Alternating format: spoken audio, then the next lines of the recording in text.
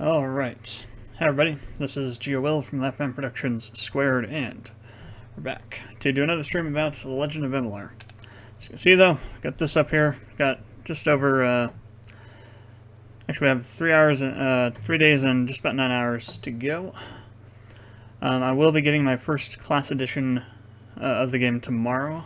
Well, UPS says I'll be getting it tomorrow, we'll have to see. It hasn't actually shipped yet, but given that's supposed to be here by tomorrow, it's probably being shipped from somewhere here in Phoenix, so it's a good chance I will have it by tomorrow sometime. I will be doing an unboxing video for it. I'll have it up tomorrow if it does come tomorrow, or if it comes on Thursday, I'll have it up on Thursday on the channel. So there'll be that. So last time we did some work on this, and I found a crap ton of errors. And we're going to go through, we're going to try and fix all those problems and find new ones to fix. It's mostly revolving around the sprites and face tiles. Originally I had them in their individual, combine them into actual tile set sheets. Later on, last year sometime, to kind of consolidate everything into one place so it's easier to manage and work with, and broke everything. So we are working on that, fixing that, and we'll also work on some new stuff too. So I think we had pretty much everything in here fixed. There was that one last problem with, like, I think it was this guy. His last sprite was wrong or something. Oh, I need to do the downs. Yes, we can do that. I actually have my hard drives connected now since the USB drop problem has been solved, so I can actually get into there and pull stuff out of them now. For example, I can now show you the map prototype. This has not been updated in quite some time, so it's going to look pretty horrendous, but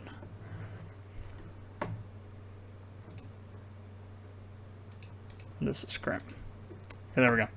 So this is the general kind of, it's not the finished product, obviously, but it's kind of an idea of what stuff looks like for the map. So you have the 9 nations of Gaul over here on Telerin, which is this large continent up here in the northwest. You have Bomberset, which is where the Holy Baratian Empire or Kingdom is at. And then you have down here Colston, which is where you have the Republic of Dunsler, and there used to be 2 other nations that the Felgaran Empire has actually annexed recently, which I haven't actually created yet. So if we zoom in now, you'll see that in Felgaran, I actually also have the provinces mapped out here. So, for example, here's Galig, where Claria and Hellenden is.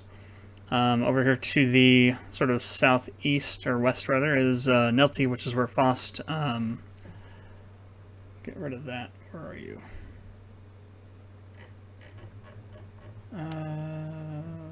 What is the problem with this? Oh, really? I don't have the font installed for it. Eskov and Line is located, and so on and so forth. Then you have Velton, which is the capital province, and then the capital of the Felgaran Empire, which is Shrigg. So I'm going to be doing this for like every one of these nations that has provinces. The Republic of Dunsler doesn't really have a province. Most of it is the Feld Desert, and then they have just like their capital over around here somewhere.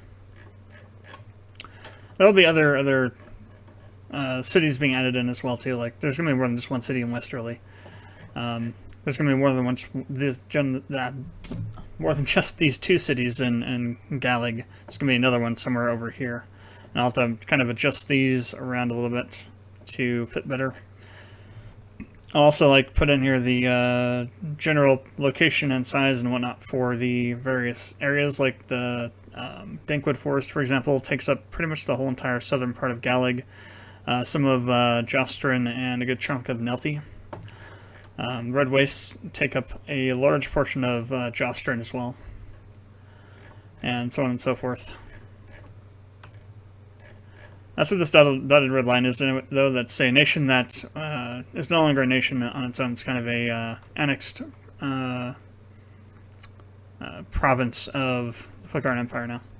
There will be other nations as well put on these other continents, and these aren't like how they're... I think probably Telerin is pretty close to how to look. I don't know, I just did this kind of shape because I felt felt like it. Same thing with this one. This one is more kind of locked in because it's supposedly supposed to be like a break from Telerin. It used to be all one continent, and the plate cracked and split apart, and it became its own kind of like continent. But this, I don't know what I was thinking when I did this. I'm not sure what I want to do with that. If I want to keep it that way or change it somehow, we'll figure out what to do with it. That's kind of what the map looks like, though, sort of, at the moment. Now, let me see if I can find the proper stuff. I think it would be underneath resources, just in here.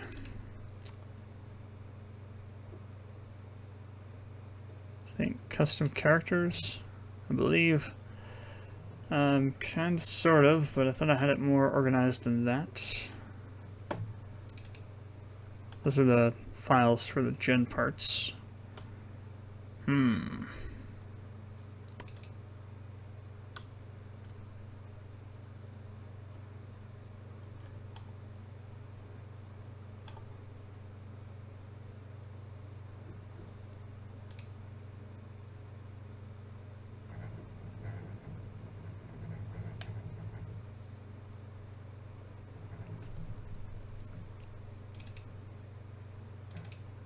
Here we go.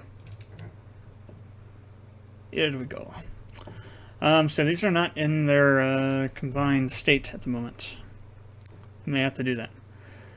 So what we have: Herschel, Felto, Eliza, Leonard, Logan, Pirate Mate, Rigel, Young Rigel, Samantha, Tillo, Tio, Young Rigel. Okay, we've got what we need, I think. We just need to get them over there. So I think just the best way to do this would be to open one of these. Guess we can start with, what's the difference between these?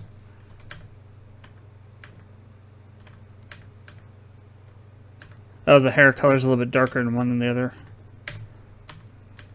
Which one is the one we want to use? Actually, a little bit different coloring in general.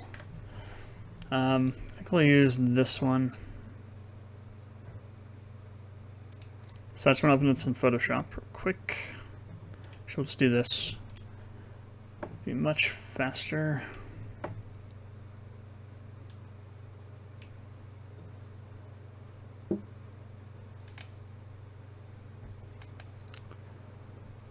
Then we can just open these other ones too. So Felto, need Samantha. I don't have one for... Our Karth is a stock character. I didn't make a new one for him, so that's fine. So yeah, just these two for now, I guess. For the main party. Start with that, I guess.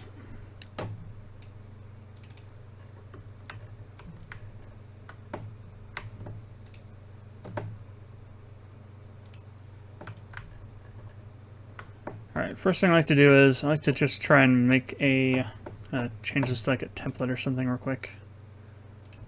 Save as DMG template.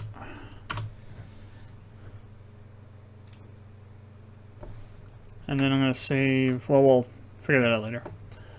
So I want to do a box and make a, it's going to be no fill, so I need to select nothing. Stroke will be red. Probably 2 or 1 point would do. Let's try 2 for now. So I need to figure out the sprite tile size for these.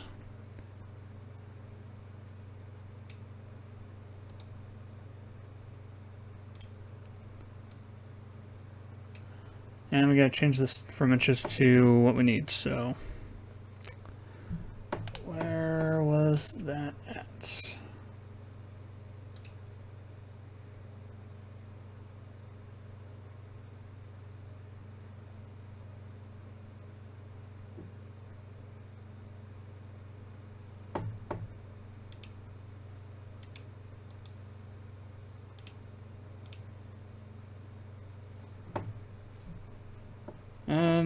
Damn.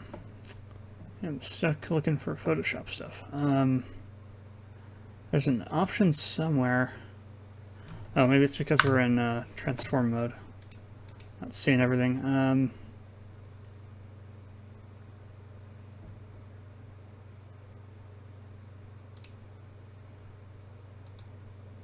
There we go. That's what I was looking for. I think that will have changed this. Yeah, okay, there we go. Perfect. Get rid of the rulers now. Alright, so it's going to be 42 by something. Since there's 3 sprites here, it's probably going to be 42 by, or 42 by, like 98, I think, probably.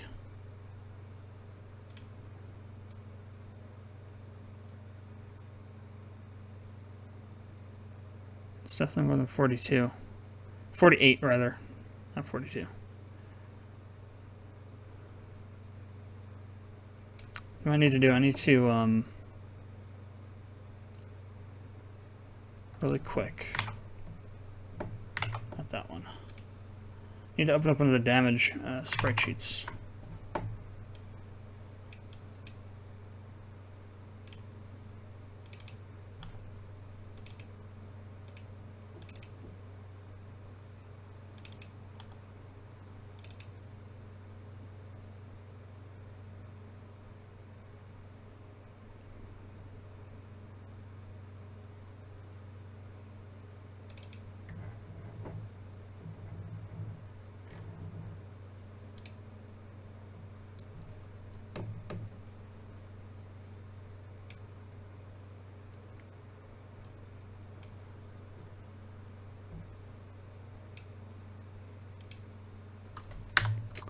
Course.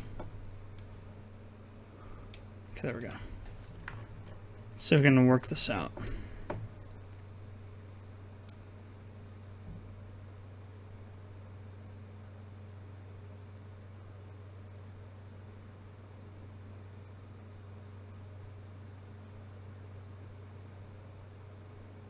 So 144 by 48.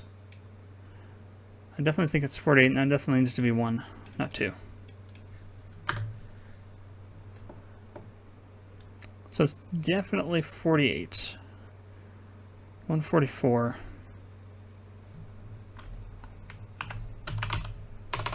Jesus. Thing is still not working.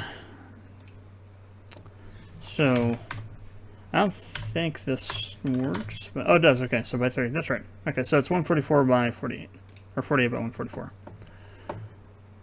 That makes things easy. First, change this back down to 1.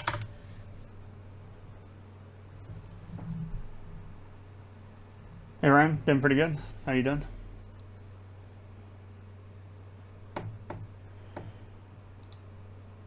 Transform this now. 44, 48. If I can get this thing to actually go to 48.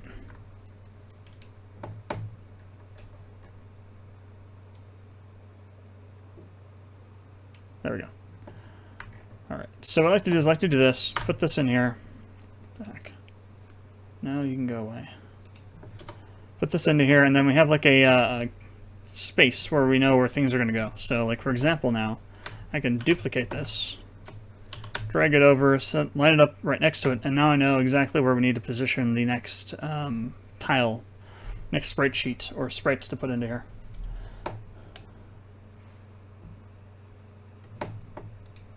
It's called The Legend of Emilar.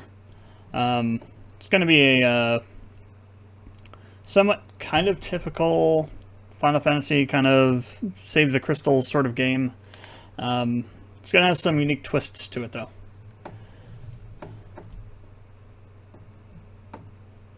Definitely in the vein of like Bravely Default, Final Fantasy 4 or 5.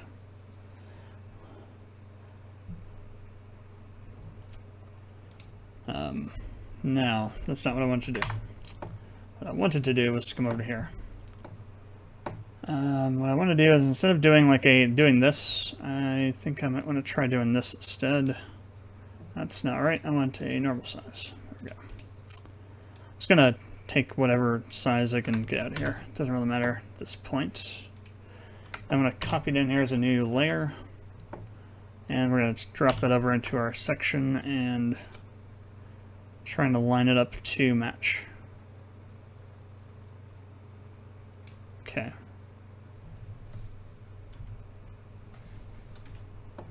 So, until we get an end of the game and figure out what it looks like, we won't know for sure, but I think that's going to be pretty good.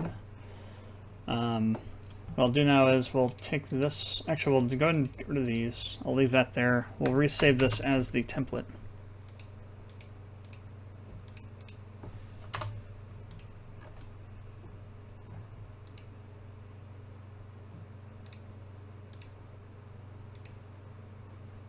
Oh, it saved it as a PNG. Nice. Let me just get the name then, and we'll switch back to Photoshop. Okay, do that. Now, enable those, disable that, and now we can save this as party damage.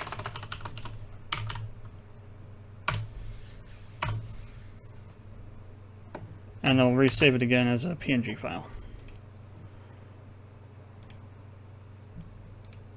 Alright. Now I'm just going to delete these layers, and we're going to get rid of these. Now let's just throw this into the game and see what it looks like first before I go doing everything, because if something's not right, we need to fix it first. So what I need to do now is I need to go to here, and I need to go back to my folder. There it is. Looking for party damage. There you are. Copy that. Let me go back one and oops, open this in a new window. And then we'll take this over to. So I moved this over to my documents folder, so I didn't have to have the drives on all the time. Where the heck? Oh, there you are. Game, image, characters, and then we'll drop it into here. Then we should be able to just go over to here, and not there. Where's the resource manager?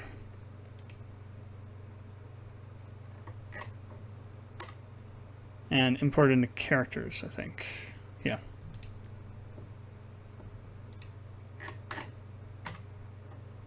So party damage. Open. Close, and let's go to the test map real quick. We throw a starting position in here, and we'll throw a new NPC. And party damage. See how this looks.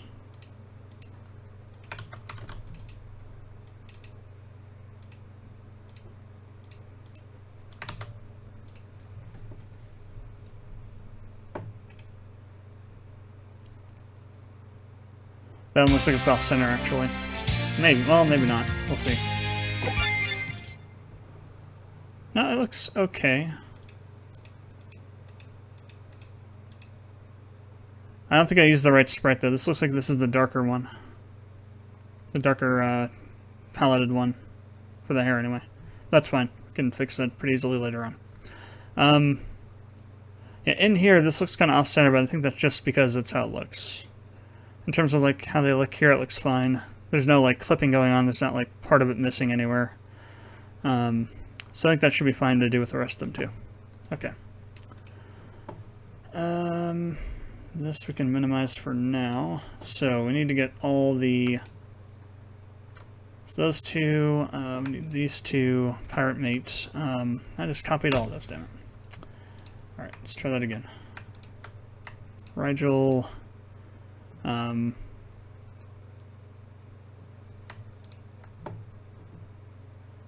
yeah, I think that's all the support characters.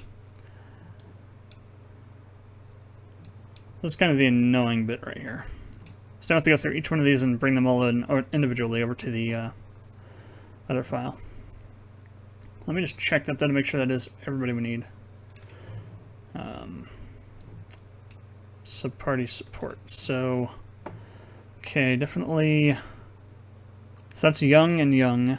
It's Pirate Mates. I think that's Logan. That's Herschel, so that's good. Okay, so Old, Leonard, and Rigel are both in the sub-party. So the sub-party is what I'm using to define characters that are recruitable, but that aren't necessarily going to be given to you automatically. It's going to be, like I've mentioned before, it's going to be very Chrono Cross-like, where you're going to have characters you have to do stuff for in order to get them into your party, and there'll be quite a large cast of them. I mean, not 44, not as same as Chrono Cross, but, you know, maybe 12, 13, 14. They'll all have their own unique kind of history to them. There will be like some after-game content for like doing character arcs or character quests.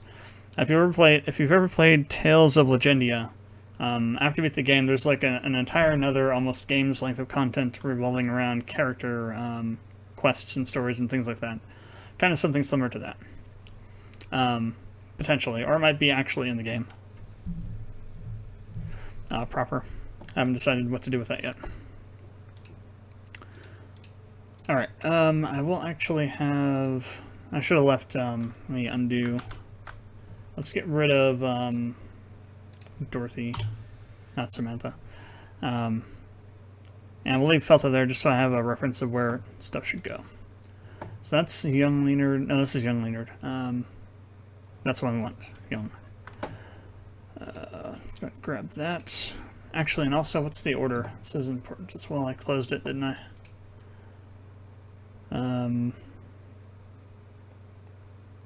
I actually didn't open it over here. Oh, she's first. Crap, okay.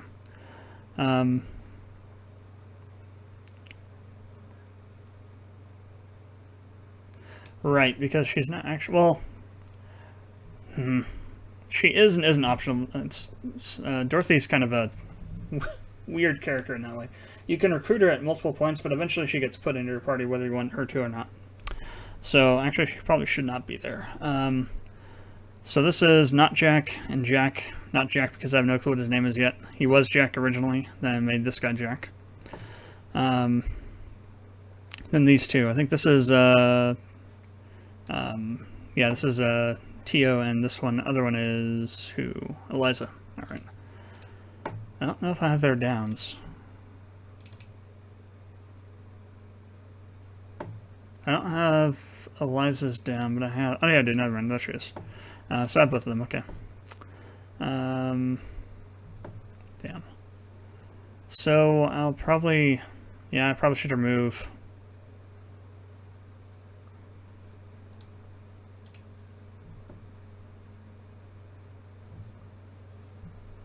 I'm gonna resave this. I'm gonna remove her from this one.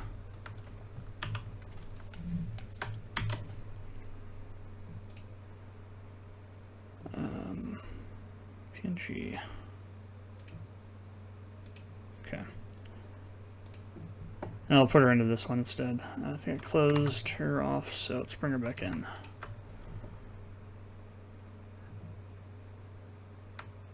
Jack.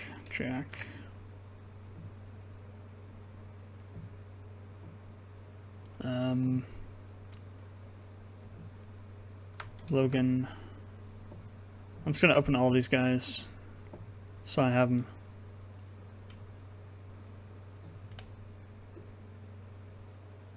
No, it's going to be text-based. I mean, maybe eventually I'll get, you know, be able to hire people who need to do voice acting, but for now it'll be text-based. Just text, no voice acting.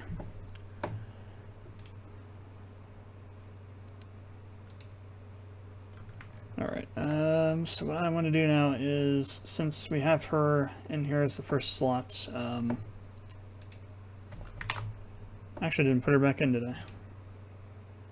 Wait, I called her Samantha. to rename her and not rename her and everywhere else? It's possible. It's highly possible.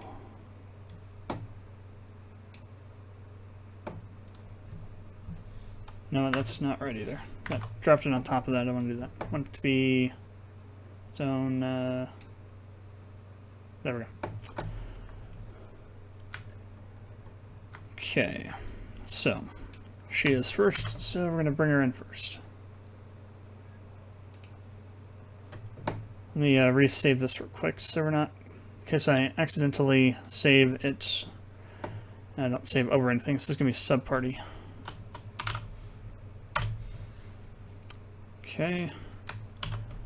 Paste her in.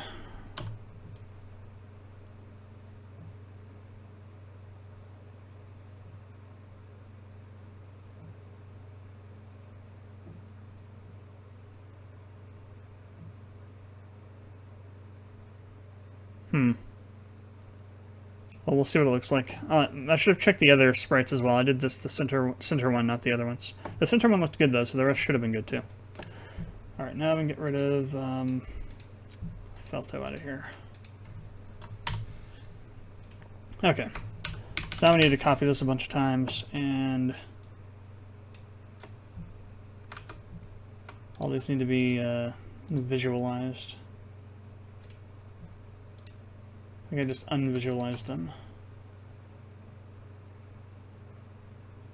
Or no.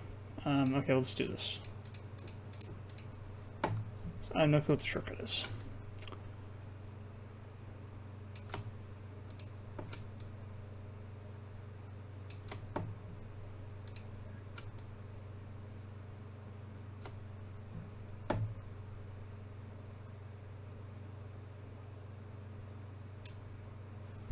Actually, I think this is this one. We should move this over by one space. It's a little bit off. Move this one over by one, so it'll line up there.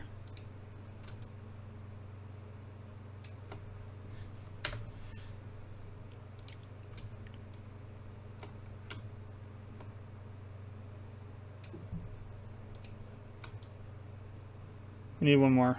Well, let me see. We got Samantha, not Jack, Jack, Eliza, Tio, it's 5. Rigel and Leonards, that's 7. Oh, we got them. We got 7. Okay, we don't need another one. Perfect.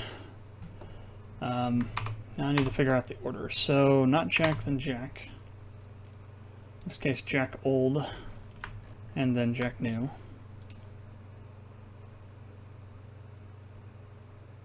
Ah, cool.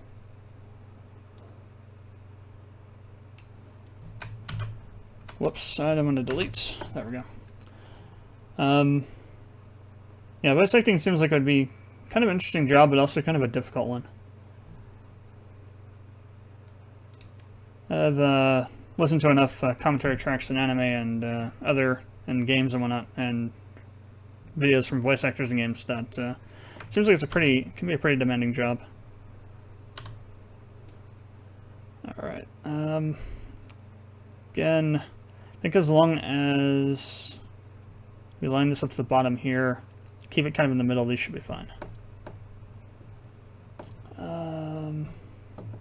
Next up would be Jack, of course. Okay.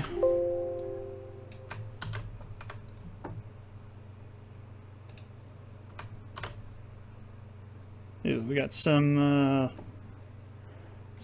garbage pixels in here somehow. Let's get rid of those.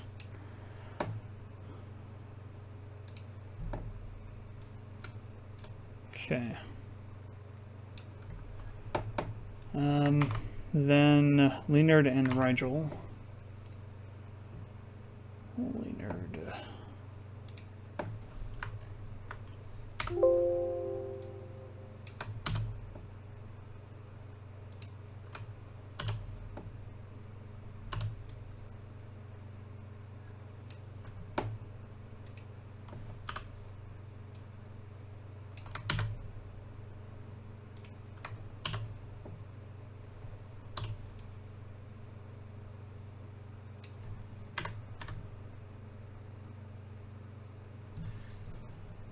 And then Tio, and then the other one, Eliza.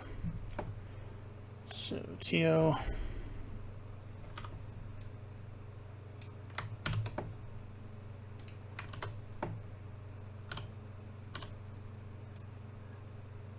Ugh.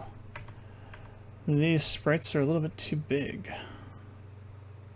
Well, actually I think it fits. It just takes up a lot of the frame. We'll find out when we get it loaded into the game, but that looks like massively huge compared to the others.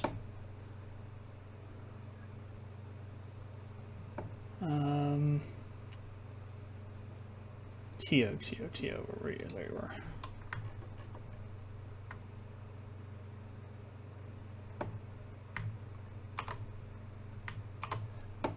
And then Eliza, which is here.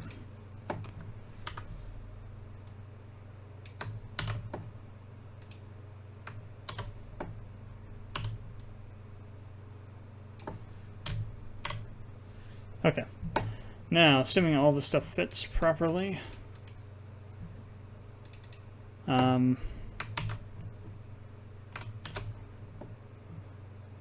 should be able to just throw this into the game and see if it works.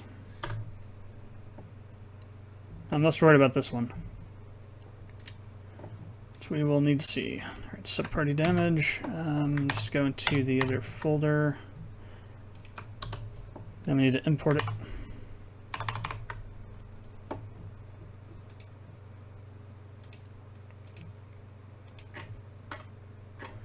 Actually, even easier to do this would be to sort by date. Alright, so 3, 6, 7, alright.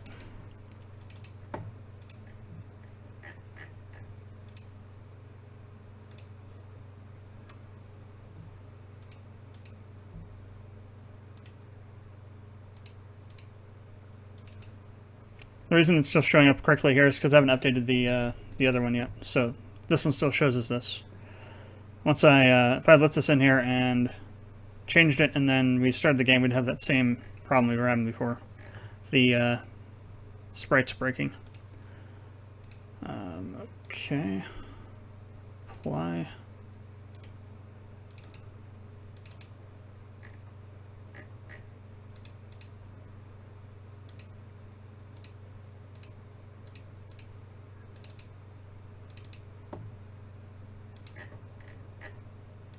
I'm just going to assume if they look fine on the center character tile, they'll be fine on the other ones too. For now. Let's speed this along a little bit. Alright. Apply. Now for the one I think is most likely to have issues.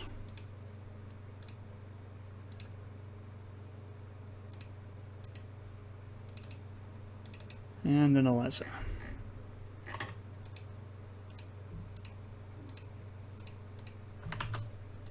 Alright, see what this looks like.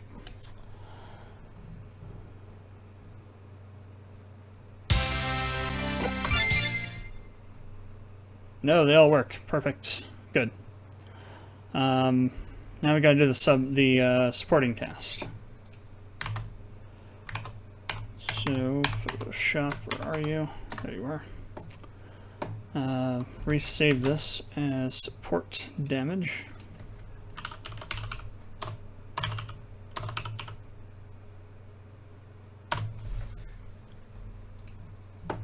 And then we'll leave that one, get rid of the rest.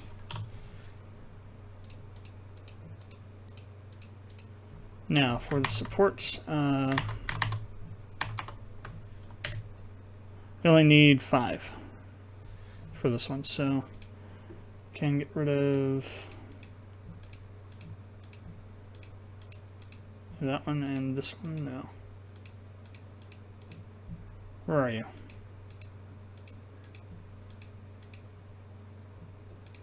That one.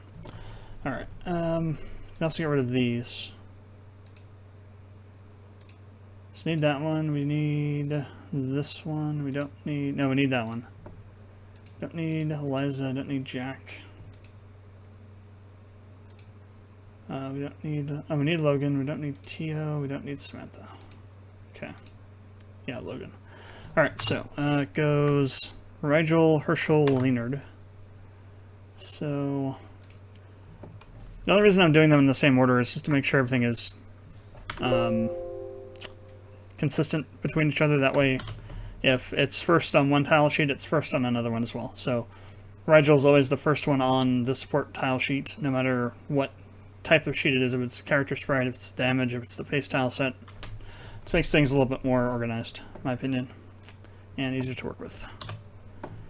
Okay. See you.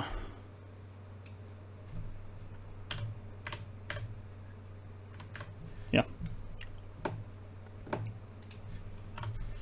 Okay. Herschel.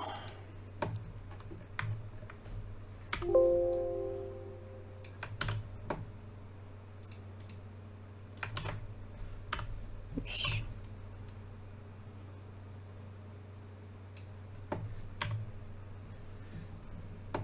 And then Leonard, which we can then copy over. Whoops, 1, 2, 4 over. All right. And then Pirate Mate, which is one that we definitely need.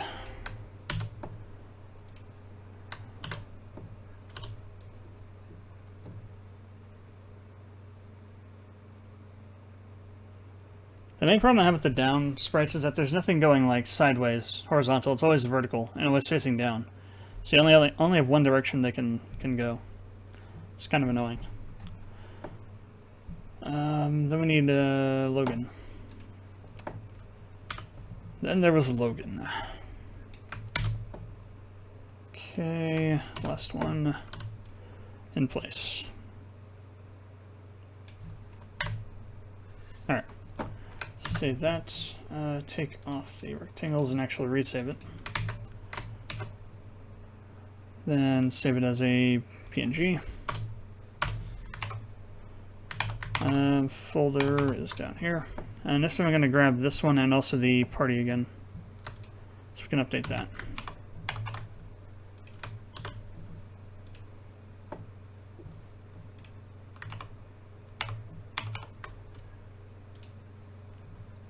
Wrong one.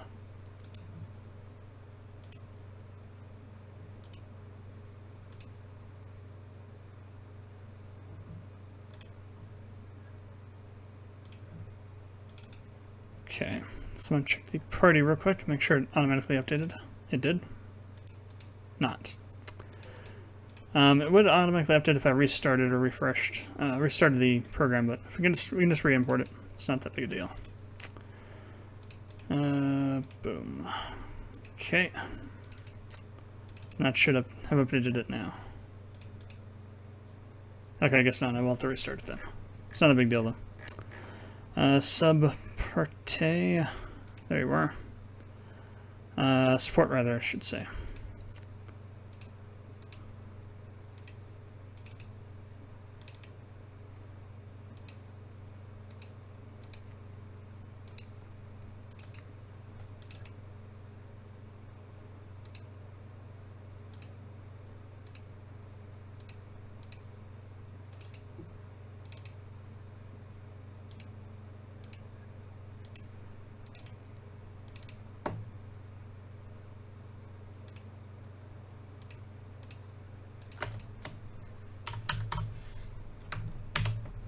Alright, see what these look like.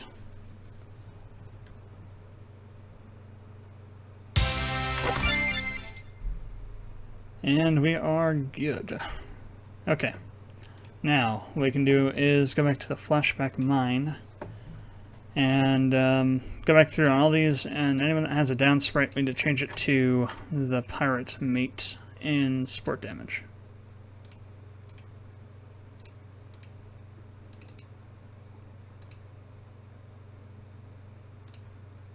That was the guy that was screwing us up, I think.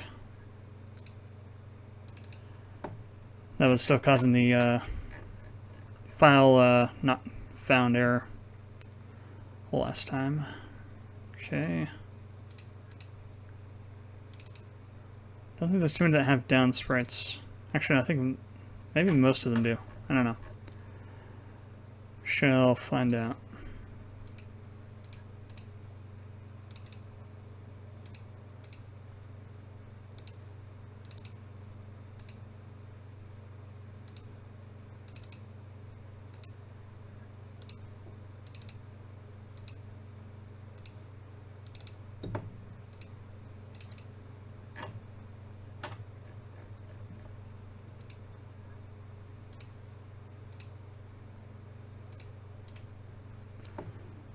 Okay, so there's that. So that should fix all of that.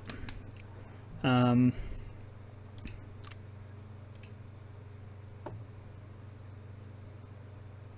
think we fixed all this too. Yeah, fixed all that as well.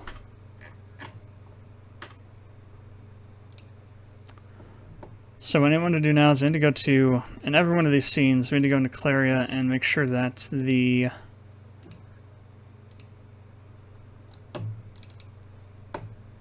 oops.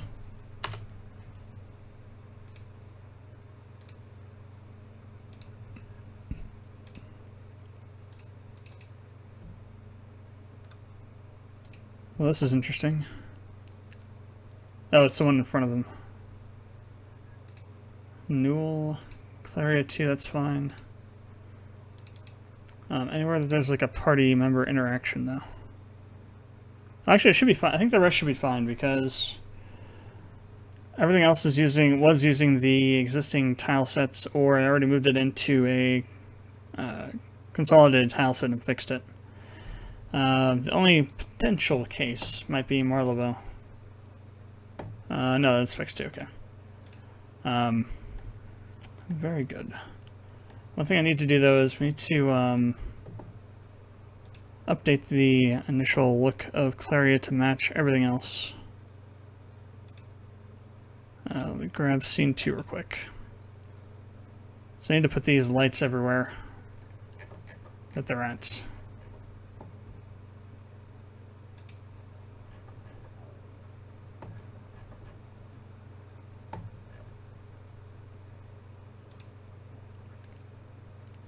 Okay.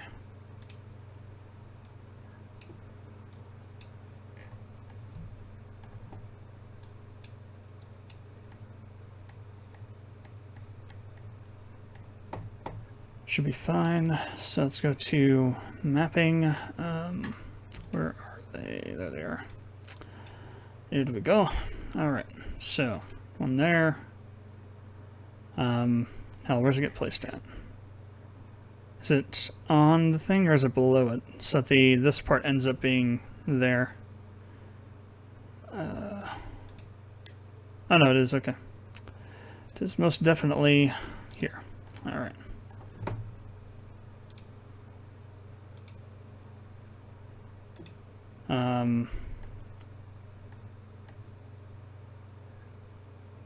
Oh, that's kind of weird. It is kind of weird. Well, I'll leave it the way I have it for now. On the other one. So here and here we got some more.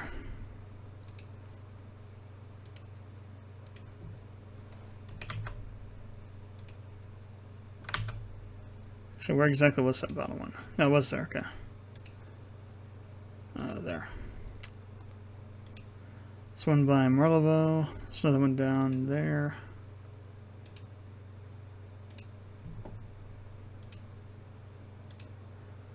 That second one is not the right place. Should be there. Let's see, blank tile. Okay.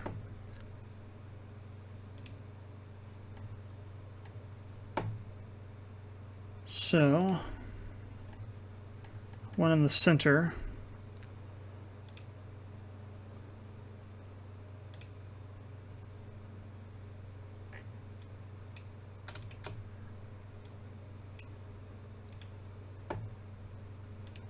There's one up here, one down there.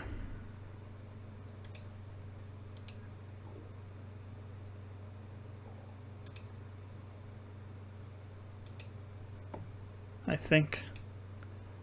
No, I thought wrong. So here and here. Not here and not here. There's also one down here. So these are to add light during the night time area scenes and whatnot. That we might need. Let's see, we need some more. I think it was here. Let me check. Yeah, and then down here by the church. Whoops. There and there.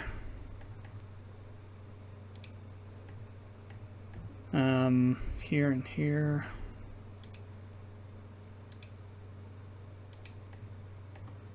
I think that's it.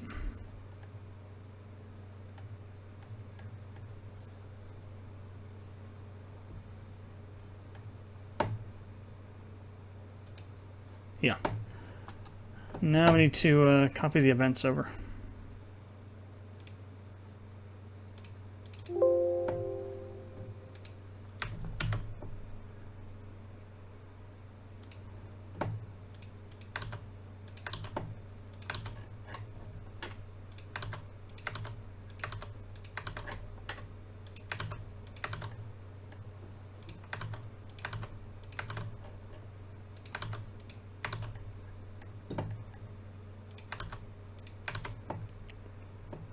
There's one master event we need to copy as well, which is this one, I believe.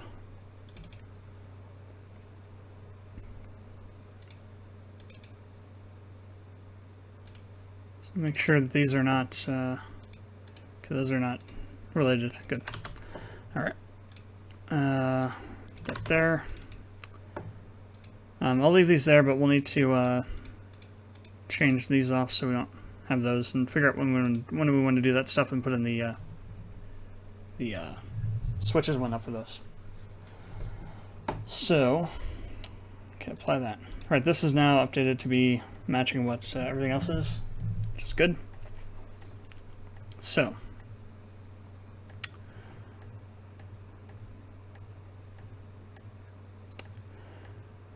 what we're going to be working on today,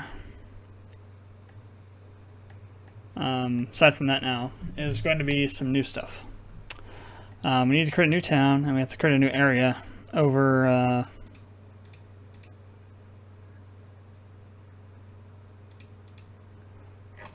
so these are the Midlands. So these are the Midlands.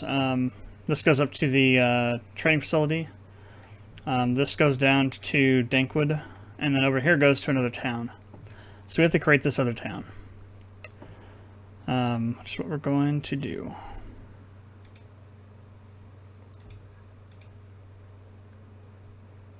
Where is Hellenden anyway? Oh, there it is.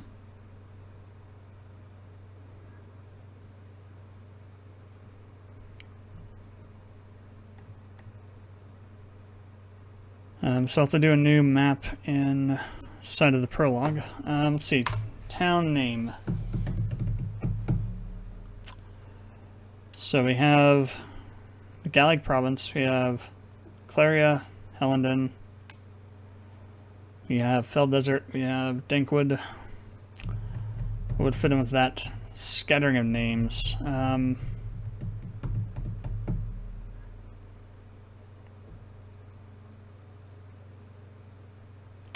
Do I mention it? Because there are some characters that come from this town that I have in one of the scenes. I think it's scene 5.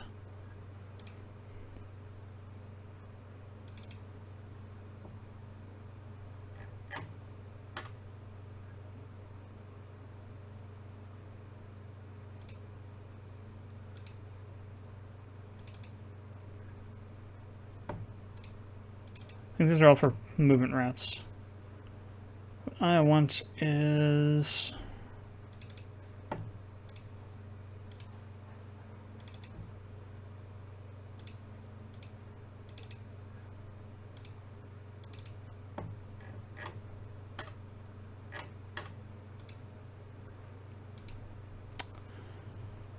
Okay, then where are you at? Oh, here we go.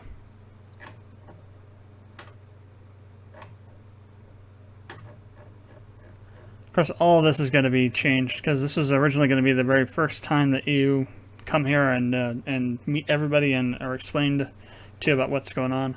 But that's changed now. That's going to happen somewhere else.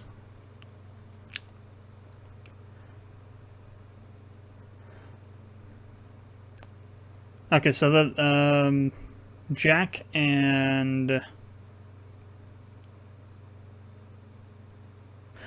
not Jack are both from. Oh, the girl's name is, okay, yeah, that's right. Samantha is the yellow. Okay, it is. She isn't. Samantha is not Dorothy. I didn't change her name. Samantha's a supporting character. Or a sub-party member. So yeah, they're from Hellenden. There's also a few that are going to be from this new town, though, too, that we'll have to create and replace some of these guys with. So I didn't mention it. Alright, so we have free reign to call it whatever the hell we want to.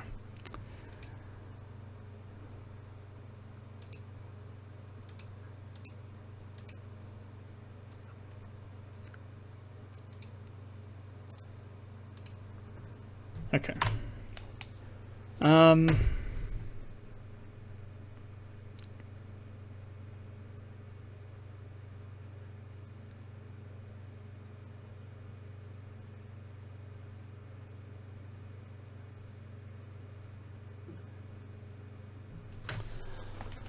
The hard part, coming up with reasonable names.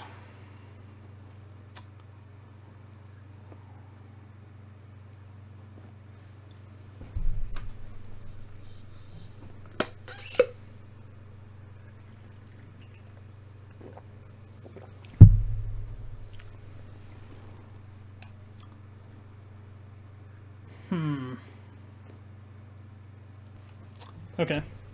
Well, let's try.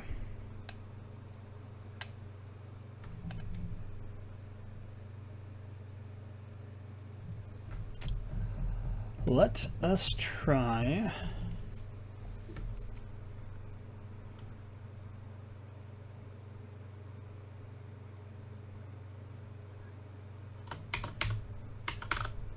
Loken.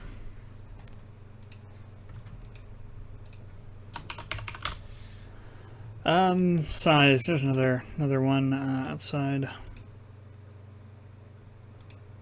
So now the size of it. That's another good question. What do I want to do for size? It's not going to be as big as Hellenden or Claria, but you see bigger than this. Yeah. Let me do this. Let me just hit OK, and then I can take a look at what the other ones are, and we'll figure it out. Of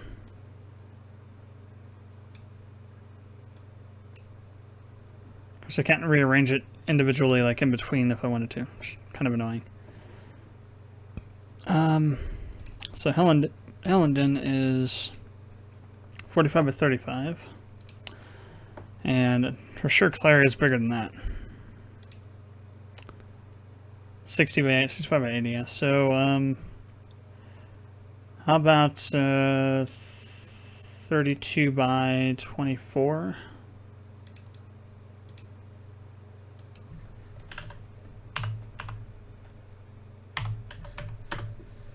It's not too bad. It's going to be a relatively small town.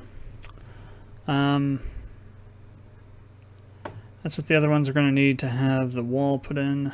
Take up some room. Let's also add a background track. So what do we want to have for this one?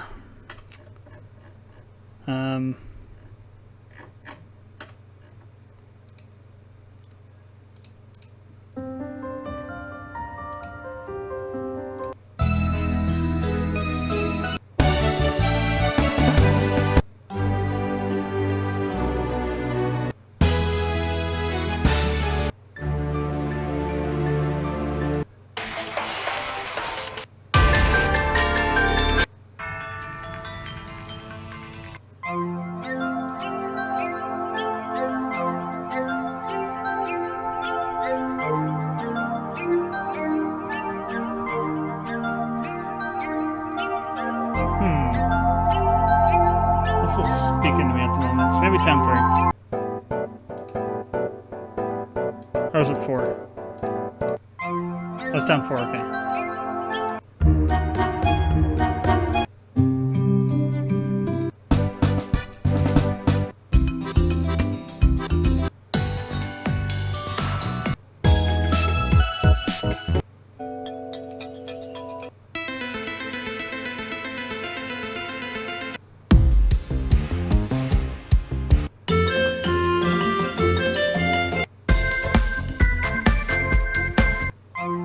Definitely town 4.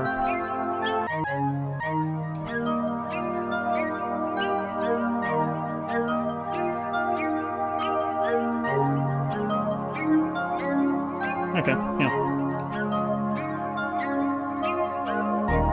I think I also have these set to be 80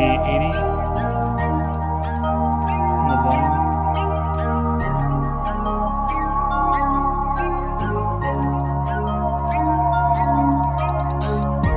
Oh, it's 90 and 100. Well, 90 at least.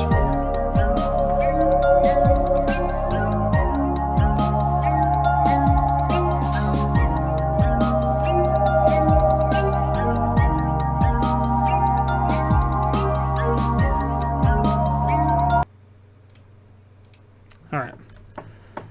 So, first things first, we gotta put the ground in.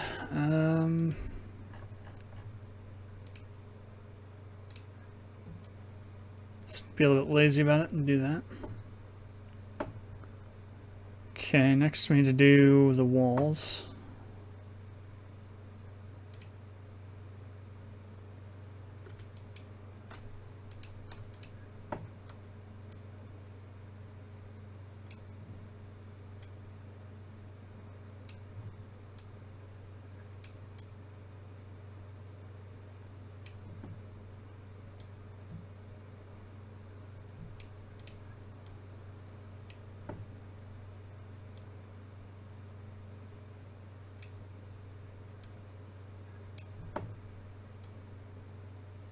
Okay, very small town. Then we need to do the other part of the walls.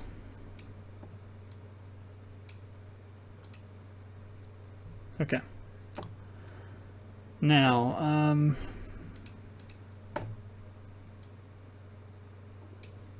shouldn't spec over to this.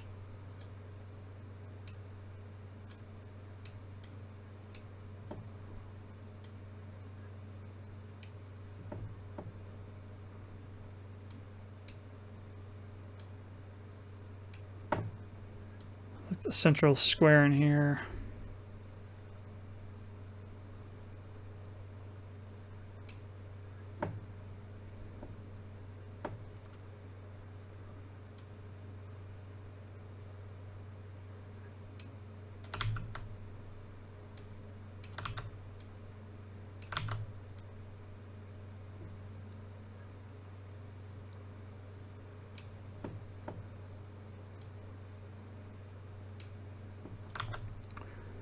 All right, let's see what we can do with that.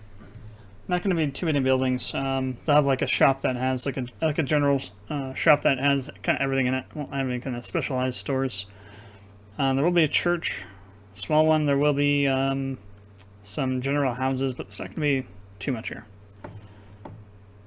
So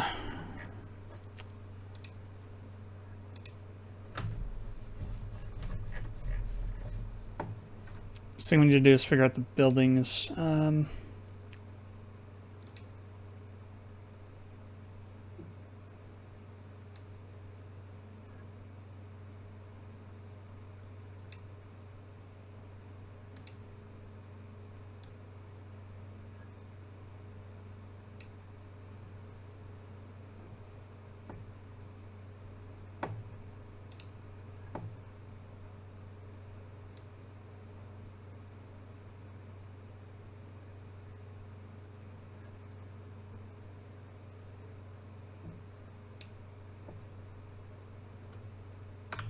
It needs to go down further, doesn't it? I think so.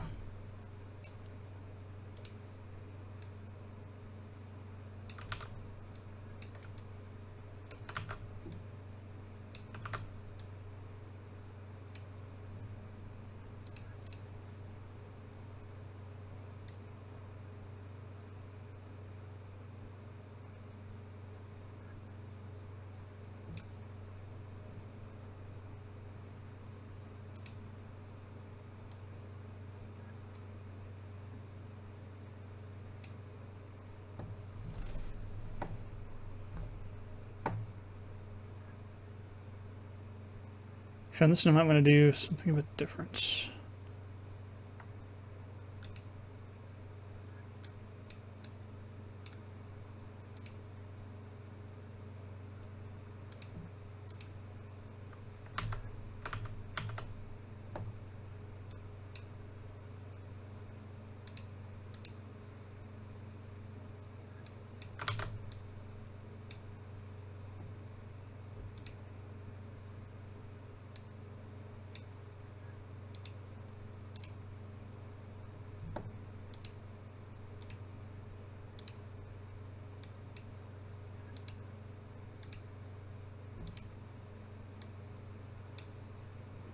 We'll have to fix that, but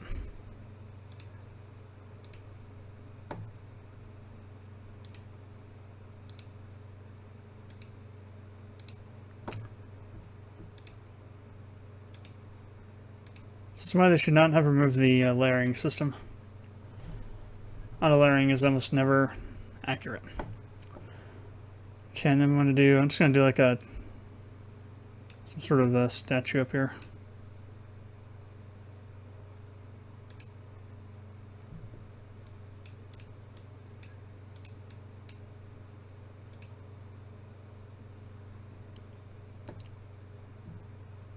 Okay, next, windows I would guess on this.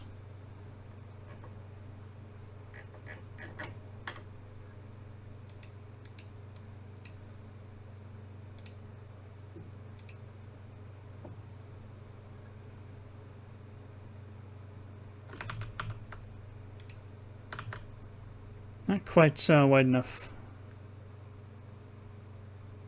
So I'll do, I guess. And then we need a door, so we'll just wait for that put an event in for that. Maybe we can do like a small thing over here somewhere. Let's see, we need a fence.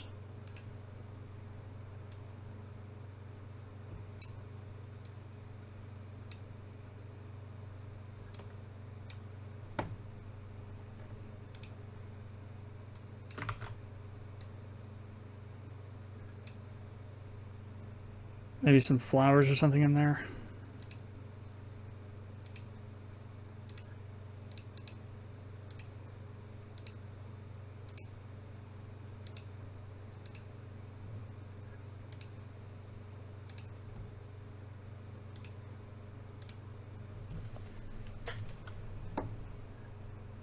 And to be honest, this should also wrap back up to the central square.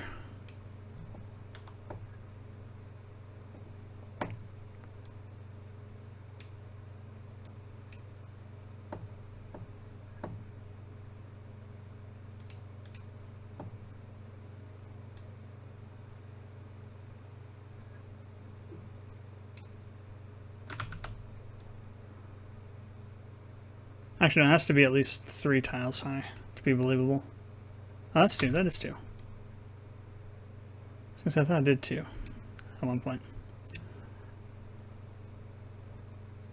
It's too long, I think.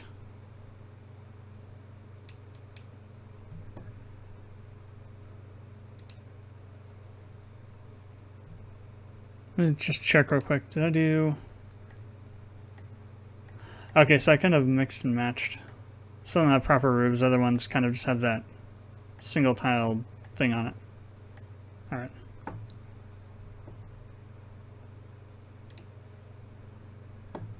I'll probably come back through and make this a bit larger later and pretty it up a bit. For now, this will do. That'll just be somebody's house. Same thing here. A little bit bigger, maybe like the mayor's house. Make it 4 tiles high, so 2 stories.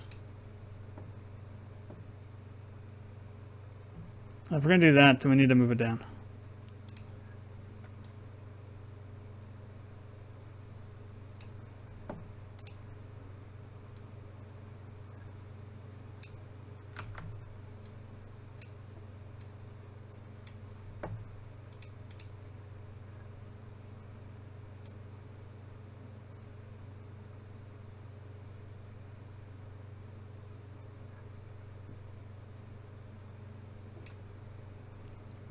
That might be one too many.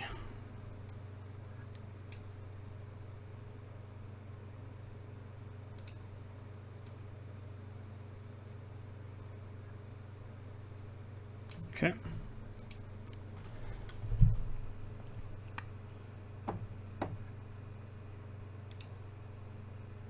Maybe we'll stick 2 houses down here.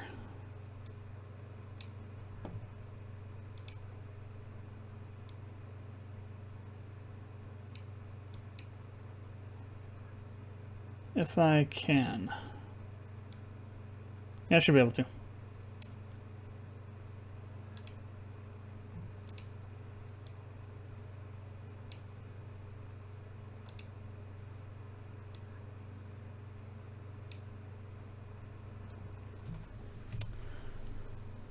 Maybe like a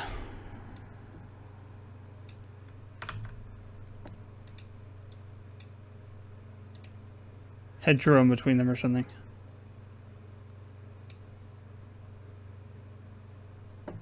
Kind of looks weird because there'd usually be a little bit more space, but I'll go with that for now. So a little bit of extra detail in.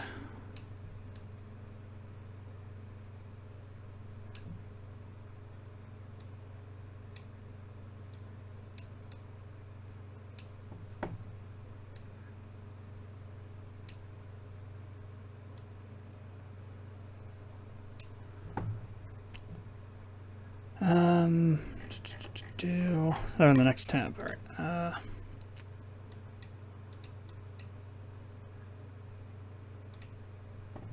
Tree there. Stick one there.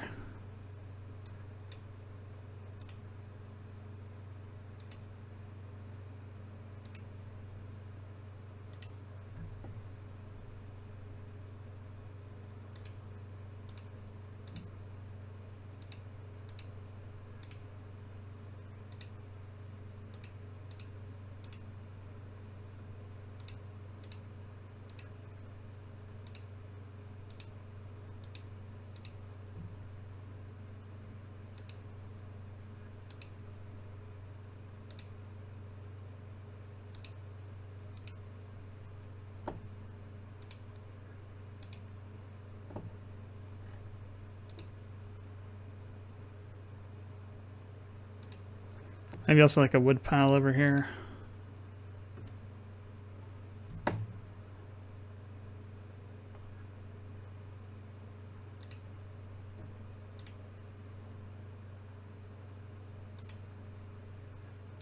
Some chimneys, a couple of these. What else? I think that's good for the moment. Maybe a tree stump here and there.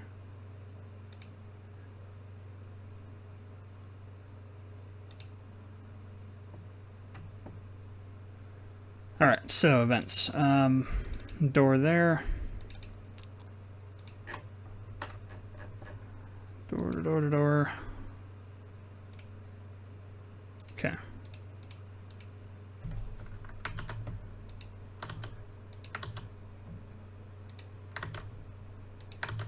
Just gonna put one on that on everything, and then we'll modify it later if we need to. So there we go. I will probably make this a bit bigger so I can spread it out a little bit more, but generally what it'll look like once it's all said and done. Alright, so that's where these new guys will be coming from. And if we go back over to here real quick, look at our map. So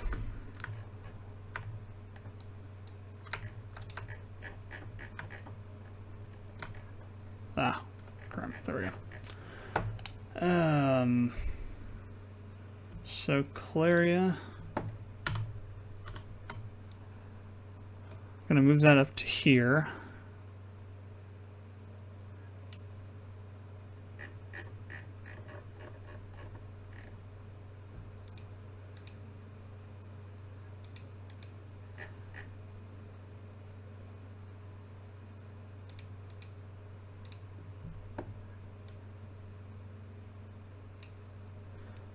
And Hellenden can kind of stay where it's at. Actually,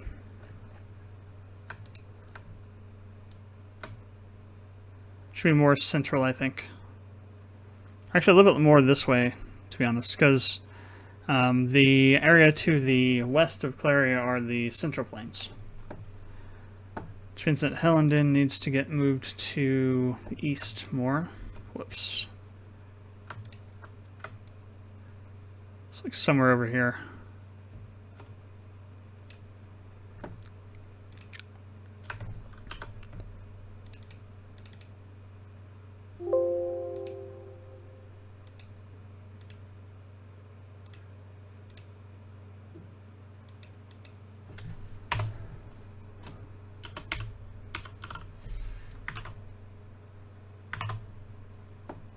So looking, it's the dot for it.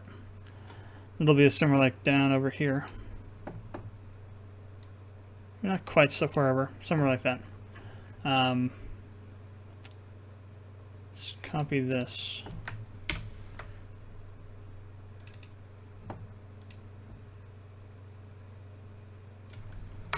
And that'll become lock-in as well. I need to get the font reinstalled.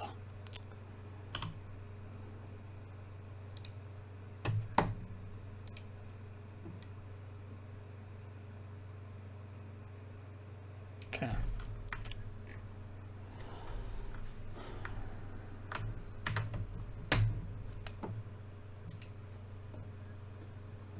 Alright, so that's done. One of the places we need to go check. Well, no, because it still should be fine. Because up to this point, we still have just Dorothy and Kyrith, and they're both of them are using default sprites from the original RTP. So that should be fine. We've already changed all the stuff that had Falto talking in it, I think. So that should be fine. Alright, let's go ahead and let's run through the flashback and see how the down sprites look.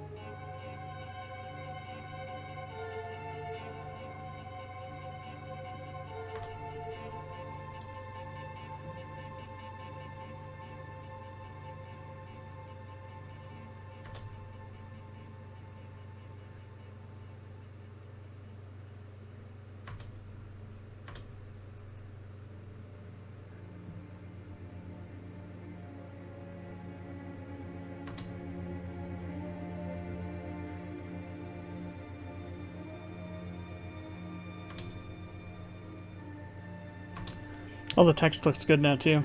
Nothing's getting cut off anymore. Got all that fixed up last time.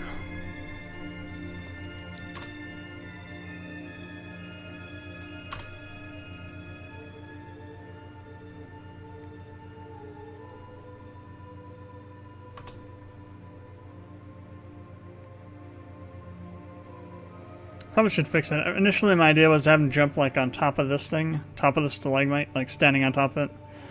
But it kind of looks sort of weird. I think it's actually, you actually can't move to it. It's a non-passable tile. So instead I might have him just jump jump over that, and then jump over this, and then come over to here and start talking. Cool. Down sprites look good.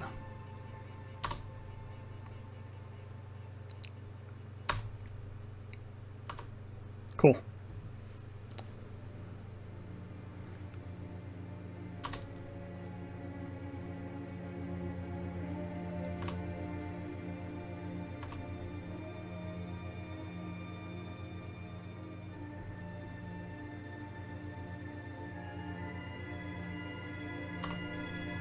Yeah, that last one doesn't get removed for some reason. Not sure why.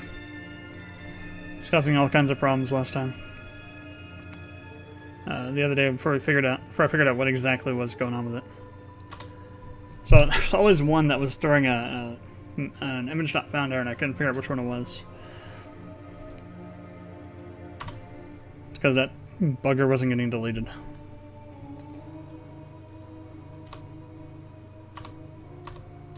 Don't really care about the rest of this.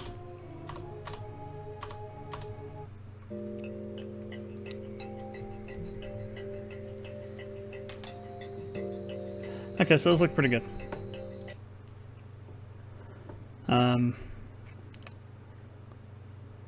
Now,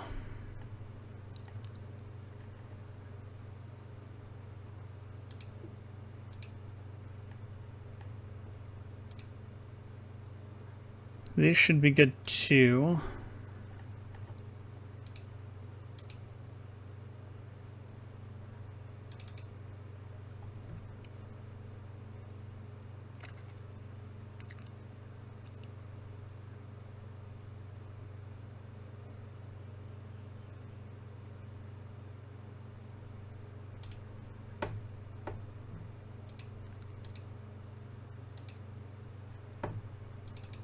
I need to bring in the proper sprites for this.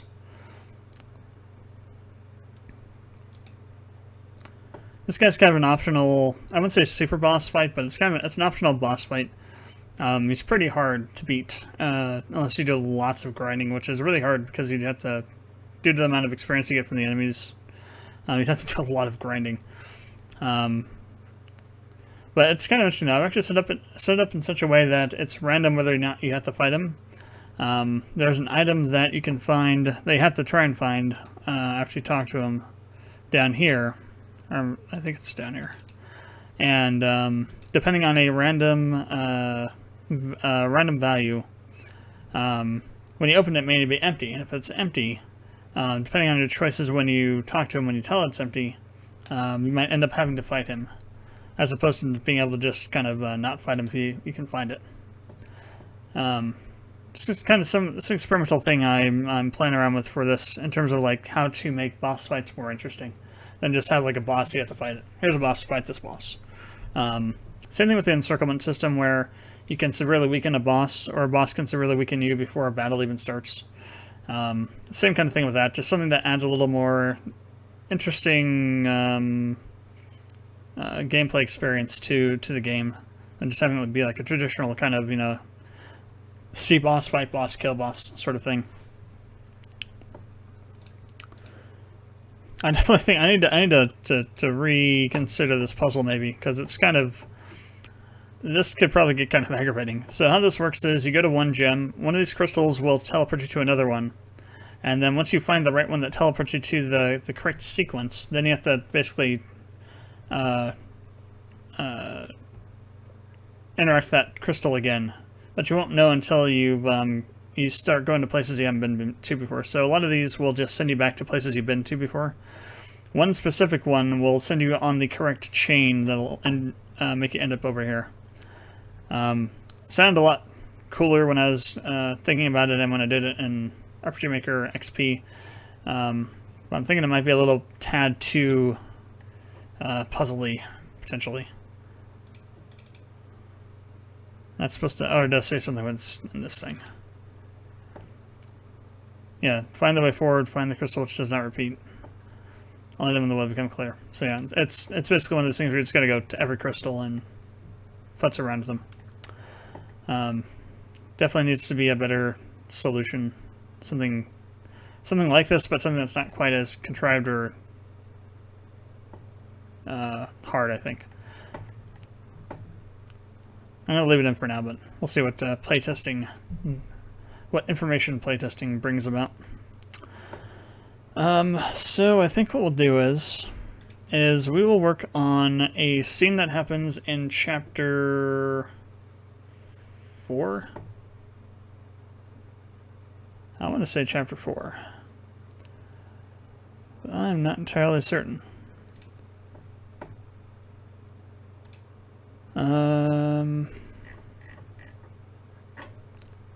So chapter 1's about just introducing the world, going through the training, and then graduating from the training. Chapter 1's about the whole quest that goes. The quest on takes you to Mount Fire, and you find out about this stuff.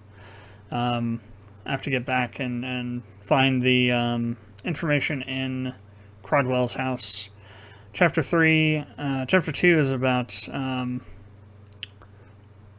your journey to the capital. Chapter 3 is once you get to the capital and what happens after that. Then Chapter 4 is your trip back to Mount Fire. So that's where we're gonna make a note of that.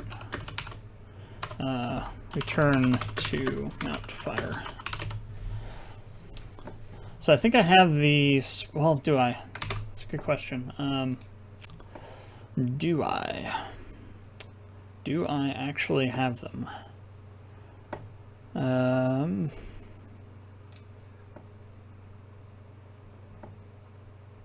they wouldn't be here necessarily. They would be over here, I think.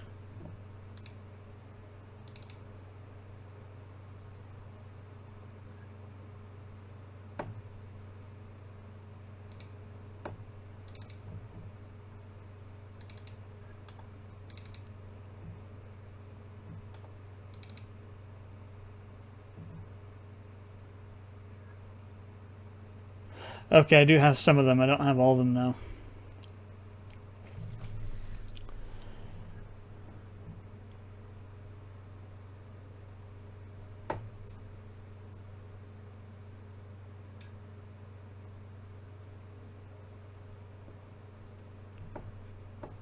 So what I need to do is I need to get the...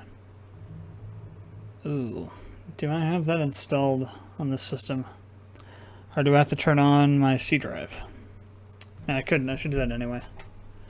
But well, I need to go into there. It's a question. I think this will probably crap out for a second. Yeah. Because the way this start tech dock works is that when you turn on a new drive, it disconnects everything, then reconnects them, so it can reconnect the new drive. It's kind of interesting. So I don't think. Yeah, I think I had it installed on my C drive over here. Oh, there we go. There we go. So, PC, local disk F.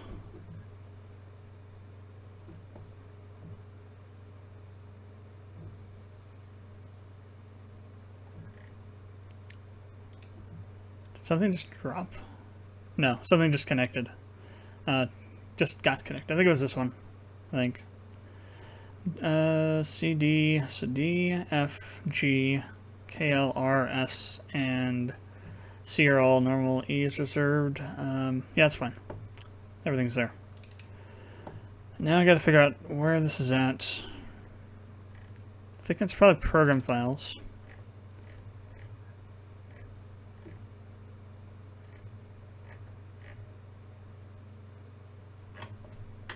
Actually, if it is on here, we can check the desktop.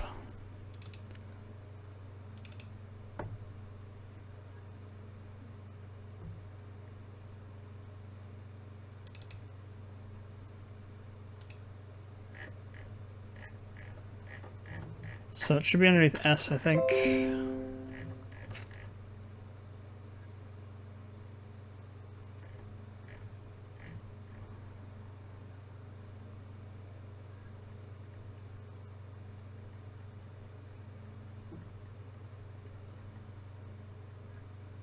Or not.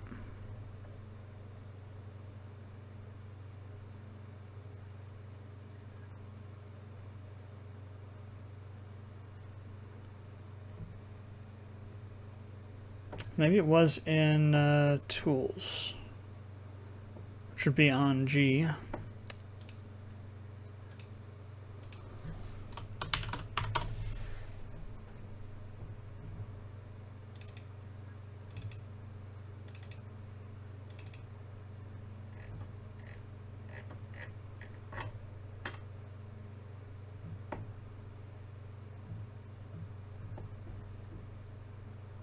It's definitely not in there. Damn.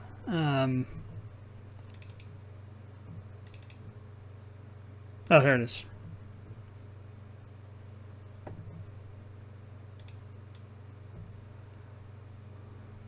But it is seriously missing everything, isn't it? Because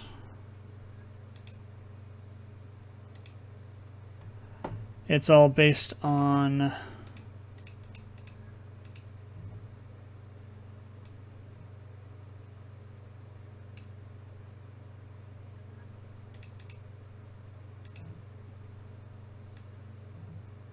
I don't know my notes on. It's all here. Let's see.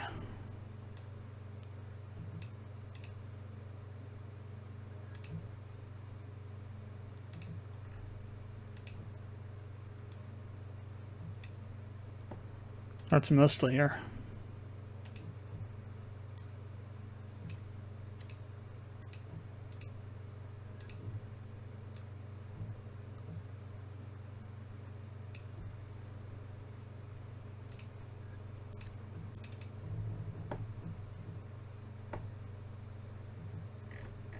These are all the resources, but those are actually stored in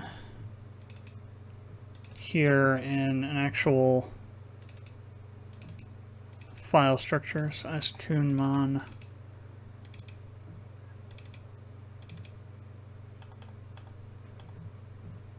So female accessory.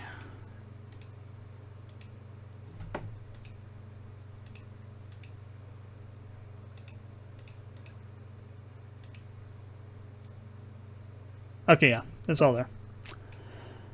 Alright, so I'm going to open up that character file.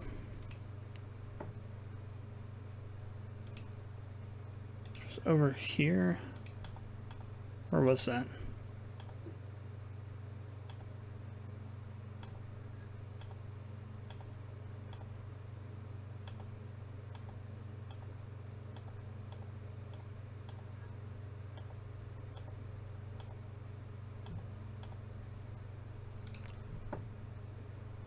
I think I might have just closed it instead of leaving it open. Or no, that's going to be over on, again, documents.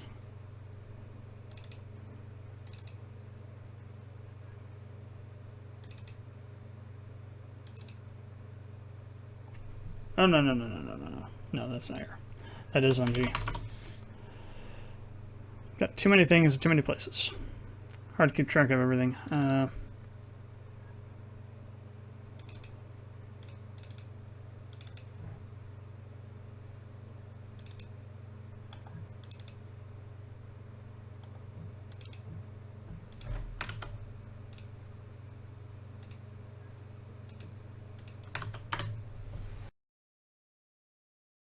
Rolf. Let's open that up. Okay. So I haven't actually exported his stuff yet. So that's what we need to do. So file, export, face, export. That's going to go to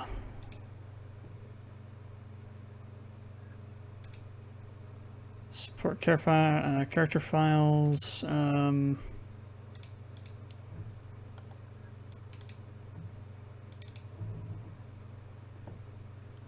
Characters.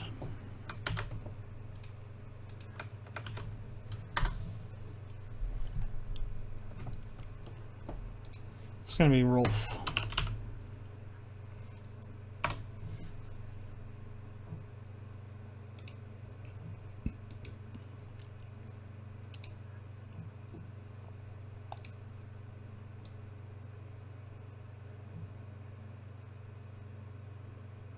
I guess that's funny. It almost looks like it's cut off, but it's not really. So that'll go to characters spreadsheet.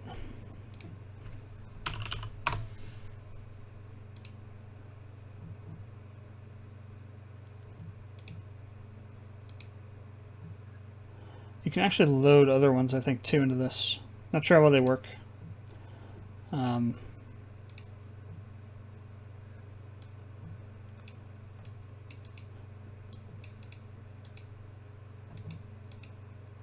Yeah, I guess you could do that, couldn't you? Interesting. Close. I think we'll do that once we get the rest of the characters done here. Did I export this? No. Yeah, I did. And then damage.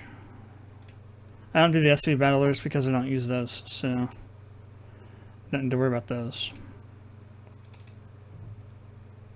Actually, I did do some of them, didn't I? Weird. Rolf.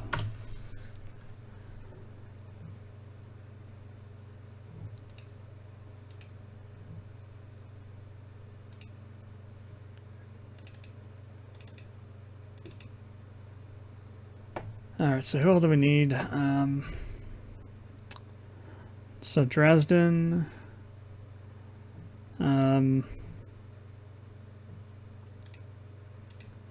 Alright, so if we have Talir, Caitlin, Dresden, Rolf, and there's one other, isn't there?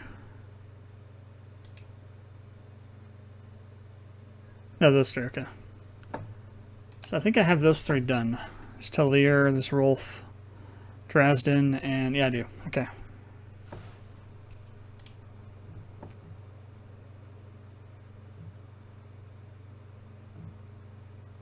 Wait, wasn't she supposed to be... Wasn't it supposed to be a female?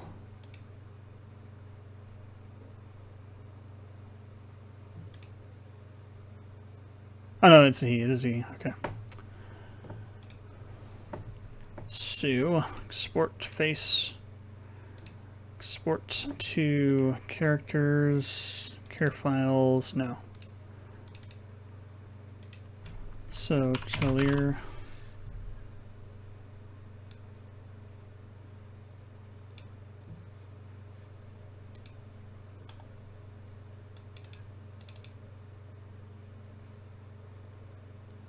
Yeah. Okay.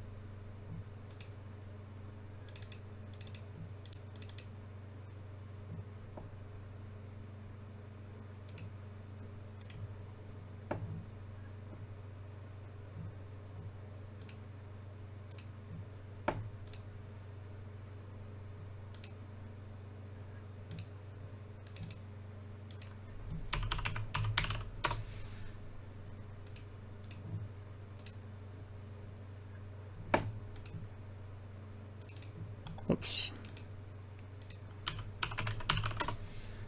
And then the damage.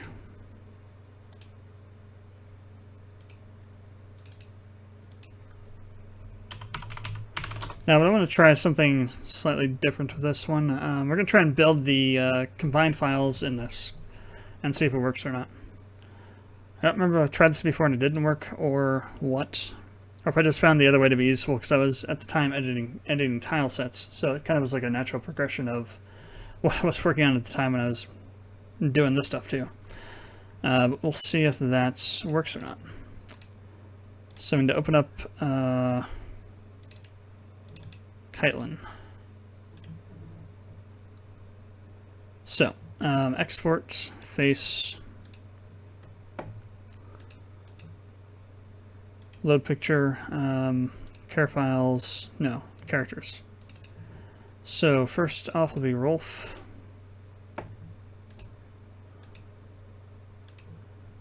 Then will be Talir. That's interesting. So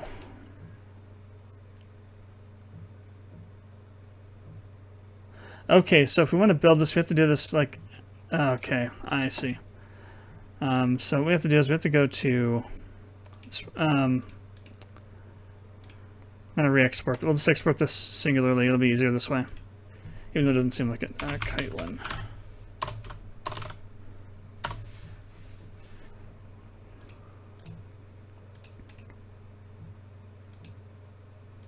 Spreadsheets.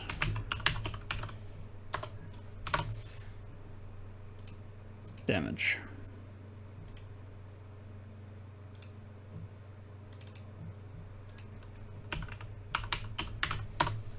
Now I think I remember why I was doing it in Photoshop for. So what we have to do now is go to Rolf. It's going to be our first character. Well,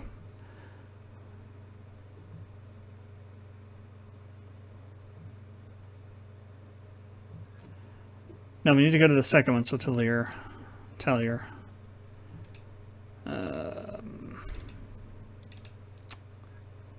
So export face, move him to slot 2, and then load in Rolf. So it'll be the first one.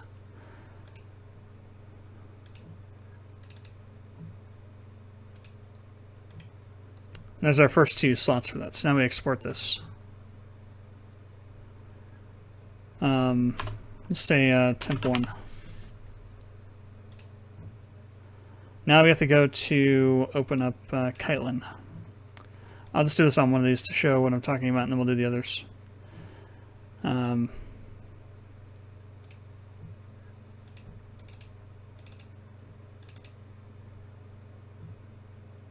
Now the question is, cancel on imports. We're still stuck with it being set on slot 1 though, right?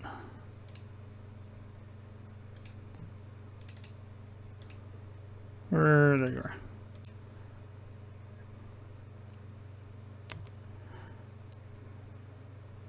So, for example, now what we have to do is not actually her, but we have to go to Dresden.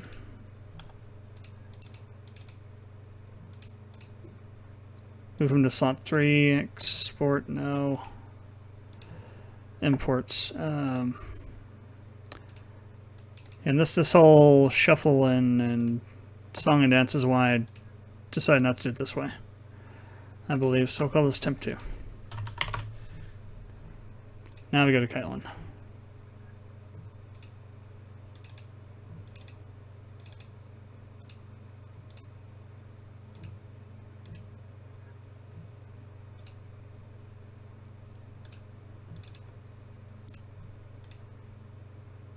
And then we can export this as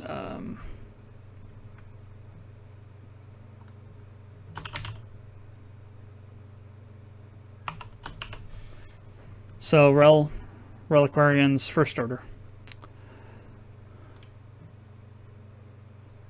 So let's actually see if that worked real quick.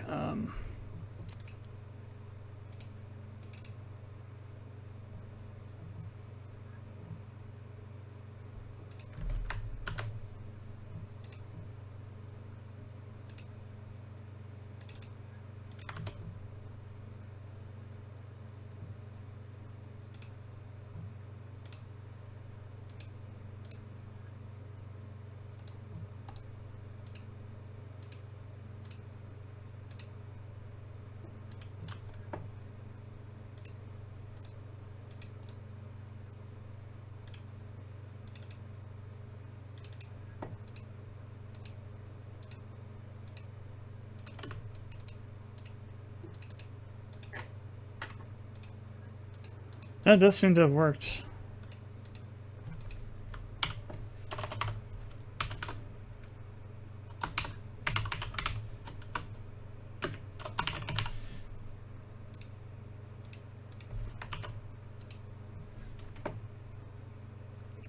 It's like a hell of a process to get it done, though, but it did work. No, yeah, it worked. Okay. That kind of cutoff there is interesting now.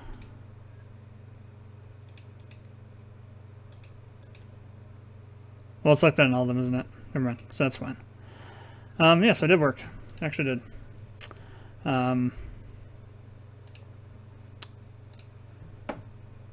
Just seems like it's such an aggravating process, though. When you can just, like, go into Photoshop, cut it out of a file, drop it into another. So yeah, I think I like the Photoshop method better. So to that end, we've got all the parts cut out, so let's do the rest of them as well. There should be some templates already made for other stuff, so let me go to this, hit open.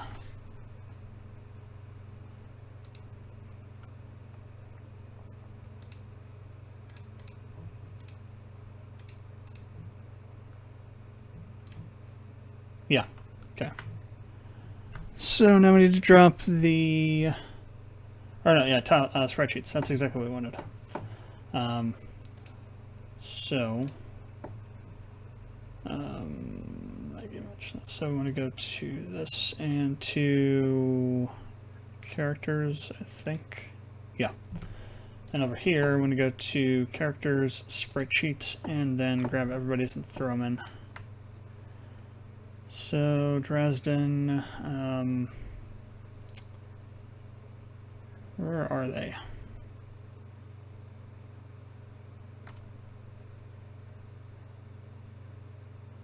Rolf and Caitlin, there we go.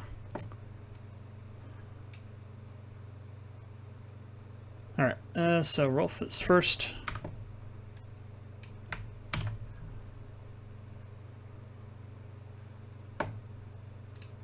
Let's actually first resave this so I'm not saving over it.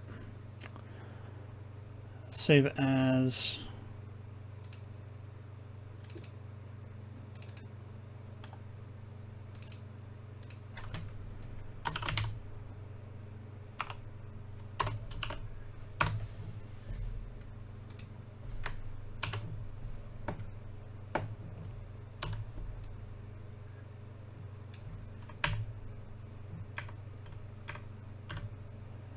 I think these are 2 pixel lines, if I'm not mistaken. Yeah, 2 points. So this should be over the edge of this bottom part a little bit, like that. All right. Then Cellier. Whoops, that's not the right thing. With the marquee tool. We are.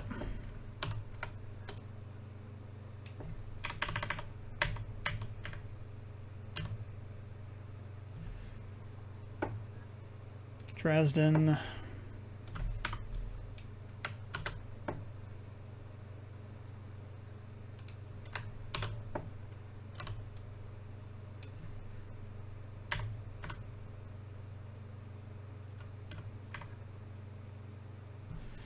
And then Kylan. We'll have to check these out in the in-game too, just to make sure they're all positioned correctly. This is not a one-size-fits-all solution. Sometimes you have to move sprites around a little bit, as long as they're within the bounds. But sometimes you have to shift them a little bit. Sometimes you'll see that there'll be like sections that are cut off that shouldn't be. I think I haven't fixed the monster sprites I tried to bring over from RPG Maker XP. Show you what happens when they're kind of off. Alright, so we can get rid of these.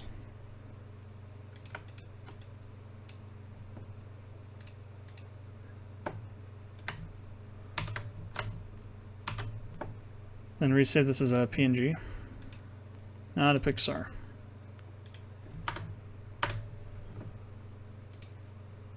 Okay.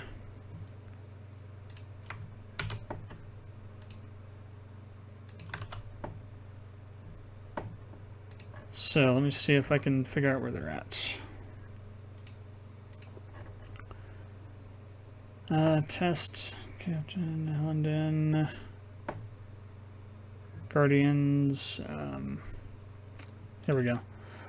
So this was a first attempt I made to bring over sprites from RPG Maker XP that were, it was either that or I took the sprites from MV, cut them out and recolored them and tried to put them back in.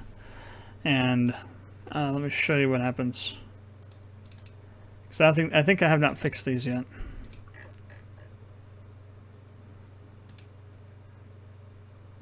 I think it's more pronounced on the Ghost. You can kind of see how the edge of this is like over the edge of this line instead of being within the box.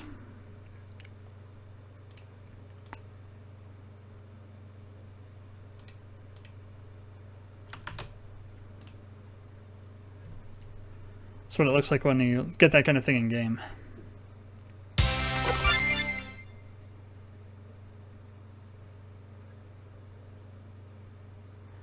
Like, you look really closely when it's moving around. Like on the top, you see some pixels kind of moving around on the very top of the sprite. It's kind of hard to see. That's because the sprite tile above whatever's being shown here is a little bit too far down. And so you're getting kind of that bit cut into the bottom, and there's some of the bottom ones cut off of this one that you're looking at now.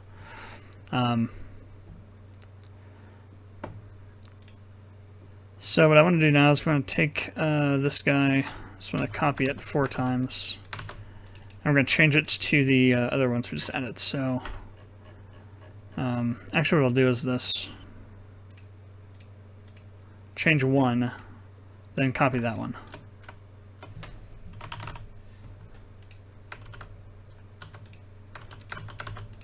That way we don't have to go looking for the sprite again.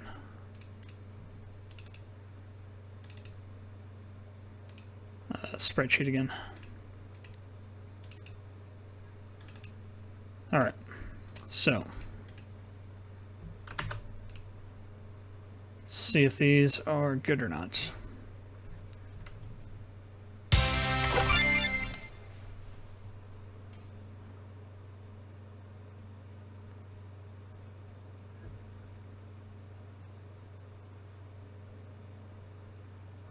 So far I'm not seeing any weirdness.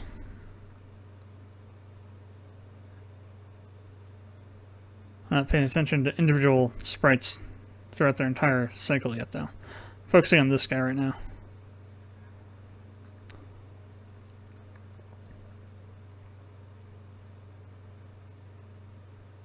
Everything looks good on that one. What about her?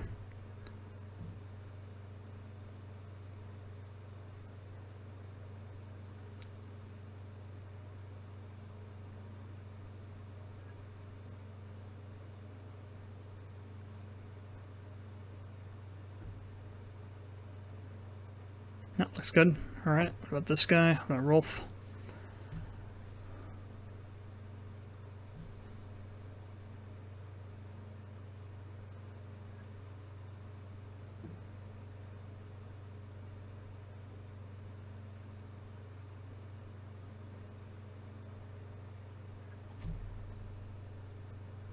Waiting for him to travel upward.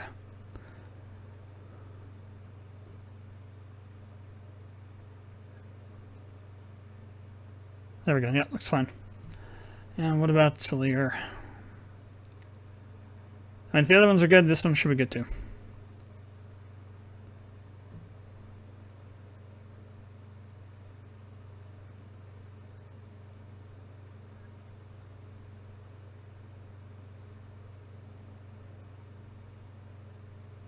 Yeah. All right. Cool. So those are good. All right. Now, Chapter 4, so I'll have to create a new chapter.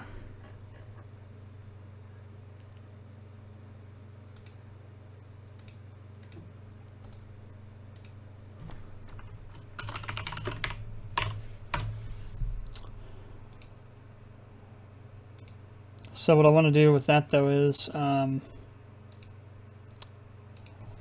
want to copy at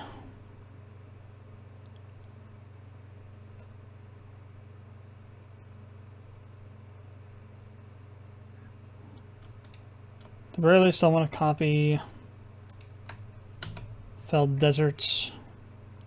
Or not, well, maybe we don't need to do that. For now, we just need, what we do actually absolutely need, though, is mountain path.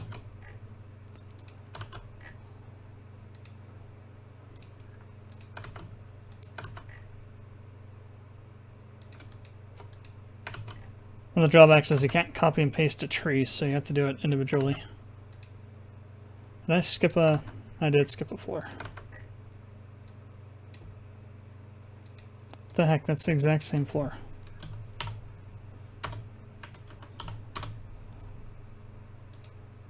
There.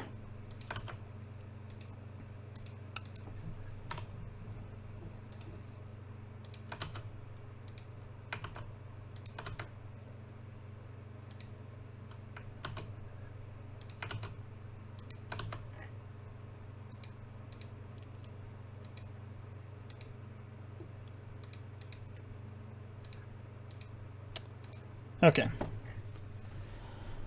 So, now what I need to do is we need to go through and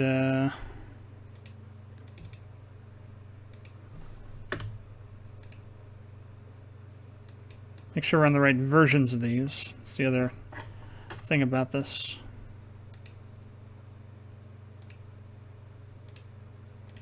Probably need to rename the... add like a C4 to the end of these to make sure that I can differentiate them properly.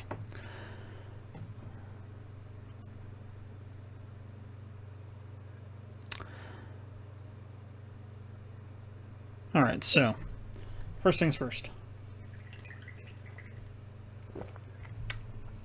We want to have them all come in here at once.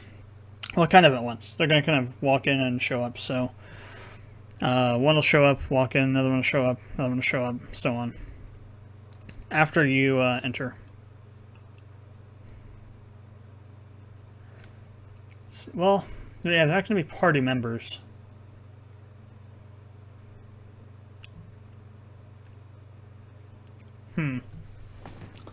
Or would they? Would they be party members, or would they not? Now, at this point, they wouldn't be, because technically you're not... You're just kind of like a guide for them. You're not part of their team. So they wouldn't be part of your party, you wouldn't be part of their party, so it would be separate. Alright. So, player enters in here. Let's update this one as well, so we got the right map fire map.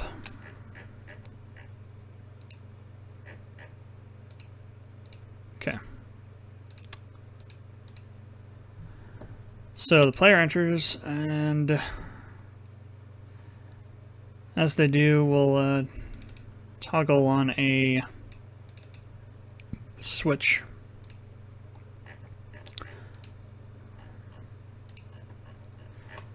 And working on these things outside of order, so it's going to screw with things, but I can fix them later. So chapter 4, mount fire, enter. There's supposed to be a 4 there. There is no 4. There we go. So I'll turn that on. I'll make that happen first. Then when we get in here, we will have the player spawn in here. Put a parallel process. Below is fine. Okay, so.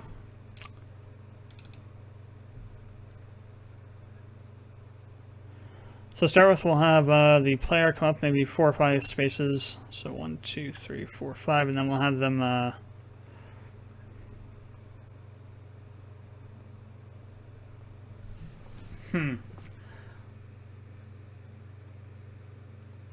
Here's a question though, can we control individual party members? Let's see. PG maker B.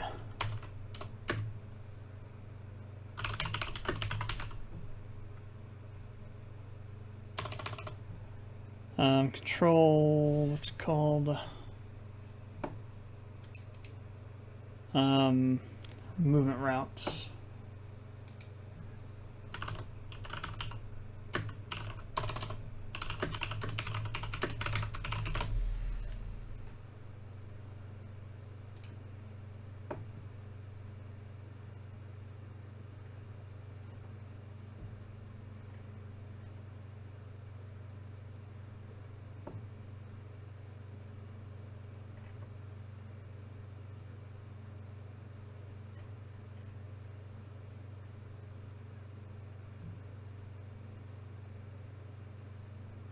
Okay. So there is a plugin that allows you to do individual party member movement. I don't have that though. So at the moment what we'll do is we'll take everyone out of the party and then put them back in after the scene is over.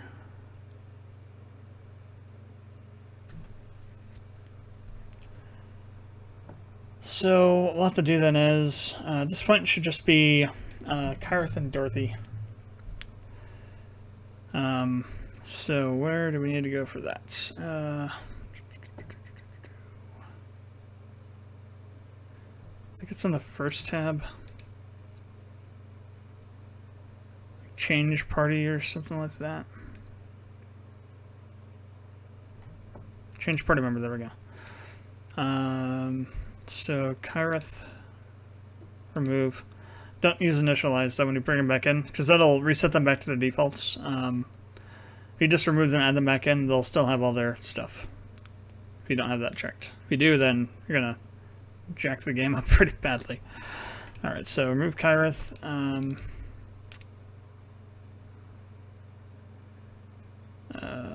There it is. Remove Dorothy.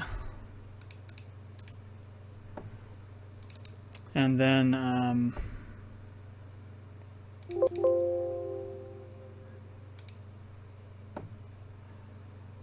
okay, here's the question now. How can we do this? Let me hit apply. So I'm going to have two events on top of each other, almost. So, actor 2 is for Kyrith. I spelled his name wrong.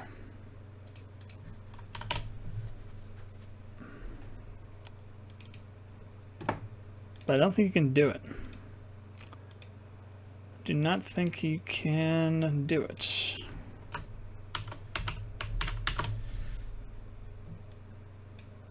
No, you can't. So what I have to have happen then is you have to really cheese it.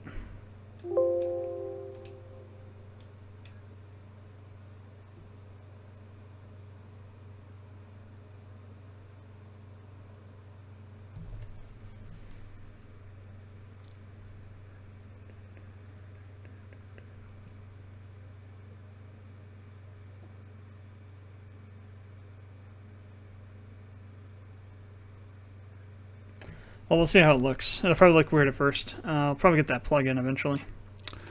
Alright, so, switch.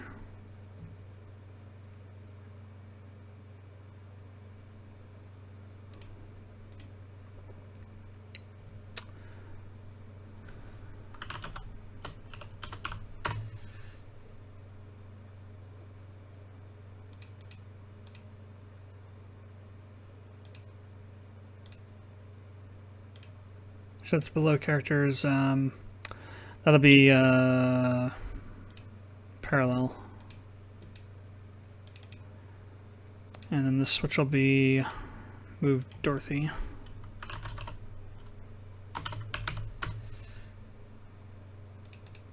Below and parallel.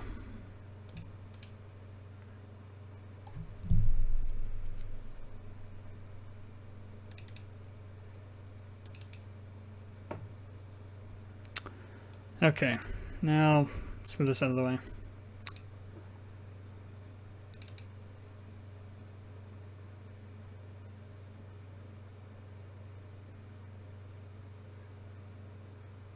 But how do we do this with the other ones though now? Because they have to come in too.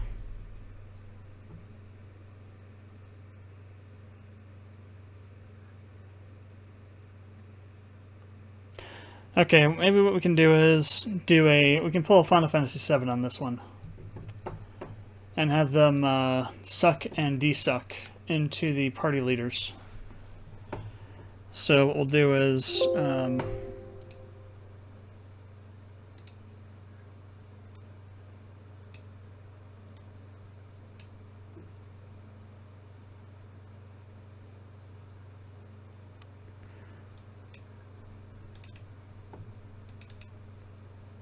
see how well this effect works.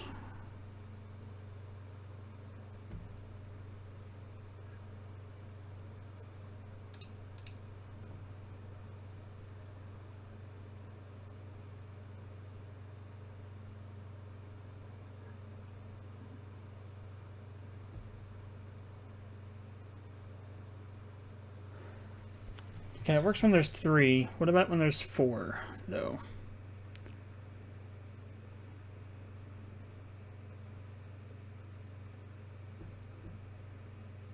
Well, we'll do it, and it'll look weird. If it looks weird, it looks weird. So we need to put one here. This will be Rolf. So that's going to be Relic. Rel 1010.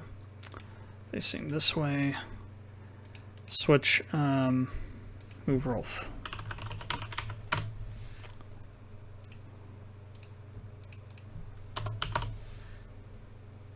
Okay.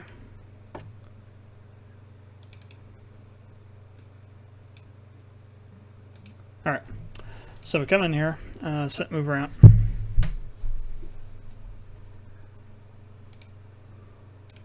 It's going to be the player.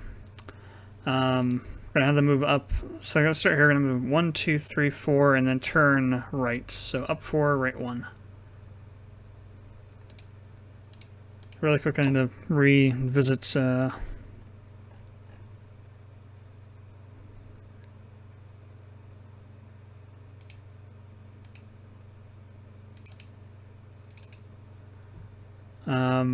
Okay, so it's just the direction and then the number of times.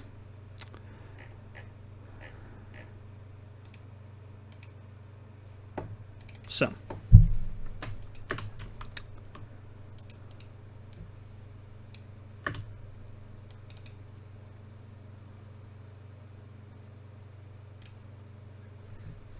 So up. We said 1, 2, 3, 4. Then I'm going to move right and then turn left. Don't wait for completion.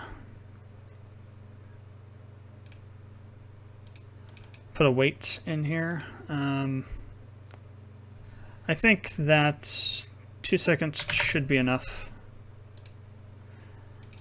And then we need to turn on the switch to show Rolf. So, control switches, move Rolf. Set that to on. And then we're going to do the same thing. So he's going to move up 4, then turn, move left, then turn right. It's kind of the reverse of what the player's doing. So let me just copy this. Switch this to Rolf. I did not name the NPC.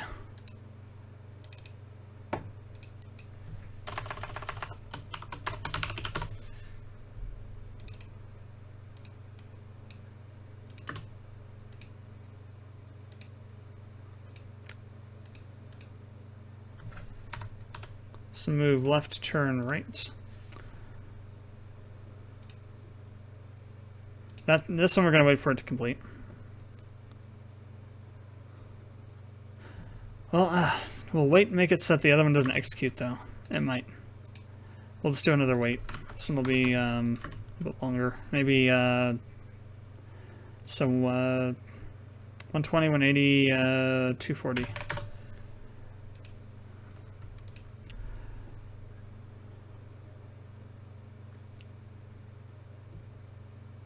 Now, at the end of this, I'm going to do another one of these to turn on both of these.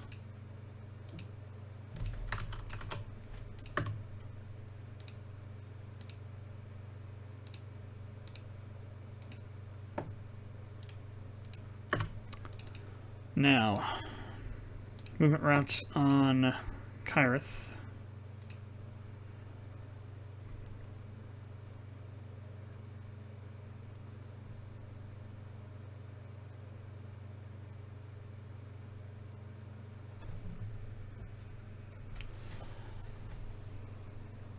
So I want him to look like he's moving without moving.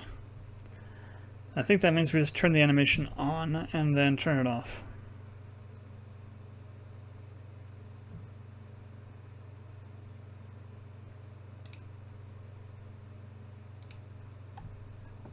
Then turn left. Then do the same thing for Dorothy.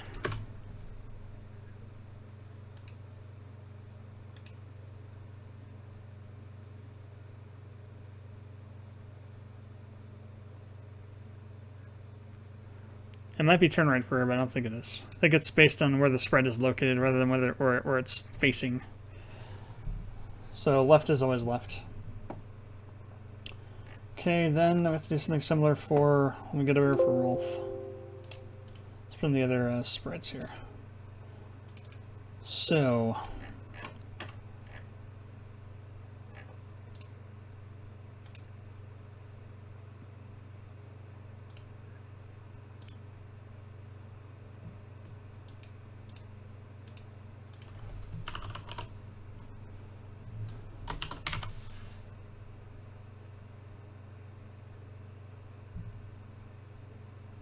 that's Tellier.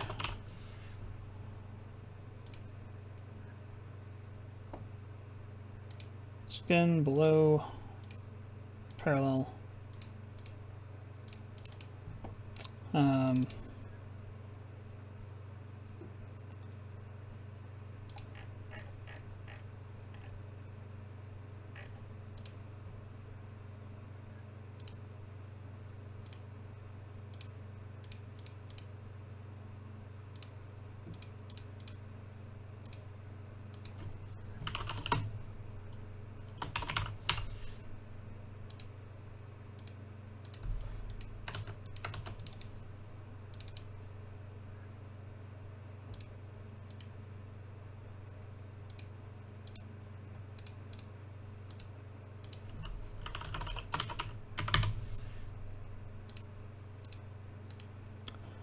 Alright, so now, I think maybe this can make sense. So we do this one first with a delay on this one, so it looks like Tellier is stepping out, and then have Kaitlyn step out of him. It's like a double D suck.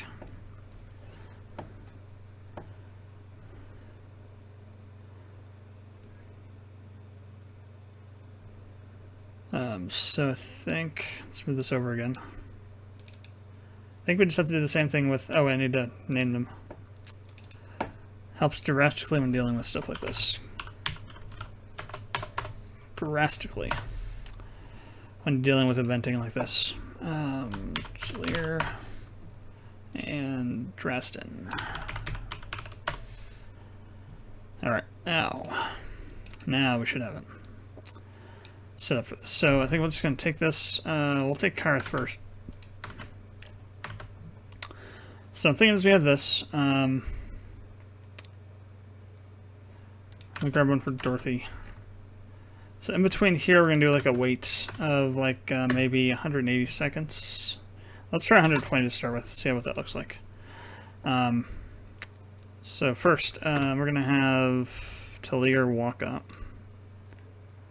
Then turn right instead of left.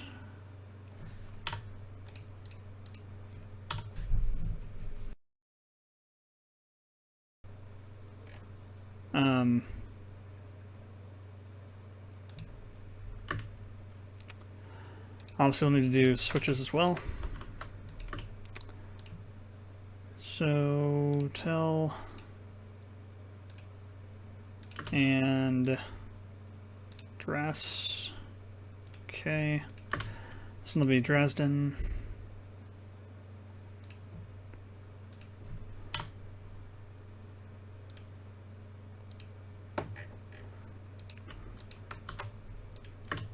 And this one will be Kaitlyn.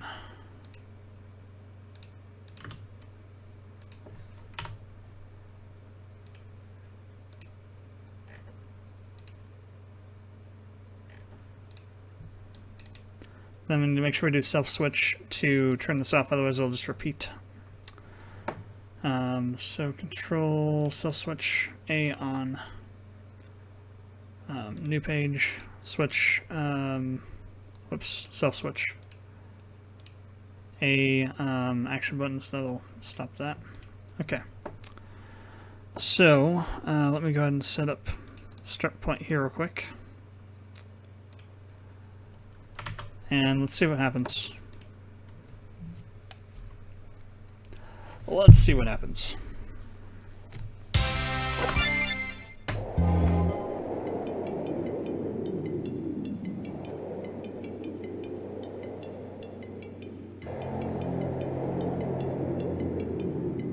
I mean, it kind of worked.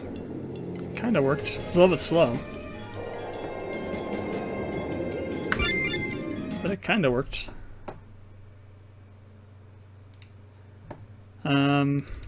So let's make sure Rolf is normal instead of slower.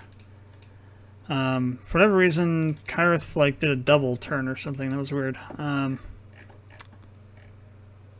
Oh, that's why. That should be Dresden. And actually, let's also make the, this is a little bit too much.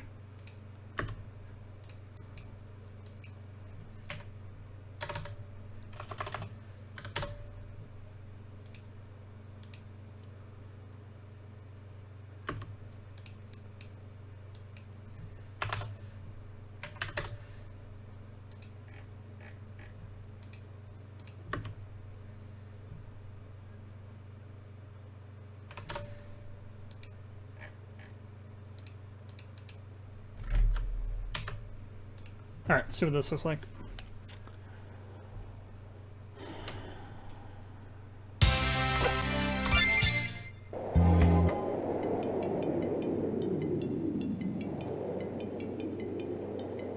Still a little bit slow. And she doesn't turn.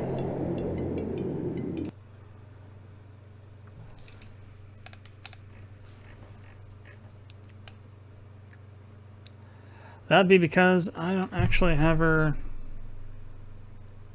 going right. This is actually not Dresden, it's this one's supposed to be Caitlin. Derp. That's still really slow. Let's go 45. Less than a second.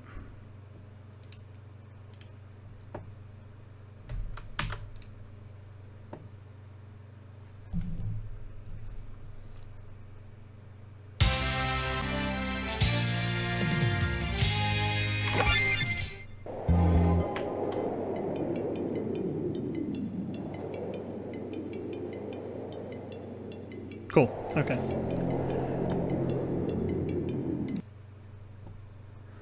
Alright, so now, once that's done, go over here to this. So be back to parallel, and now we'll do some dialogue. Okay, so let's start with Rolf.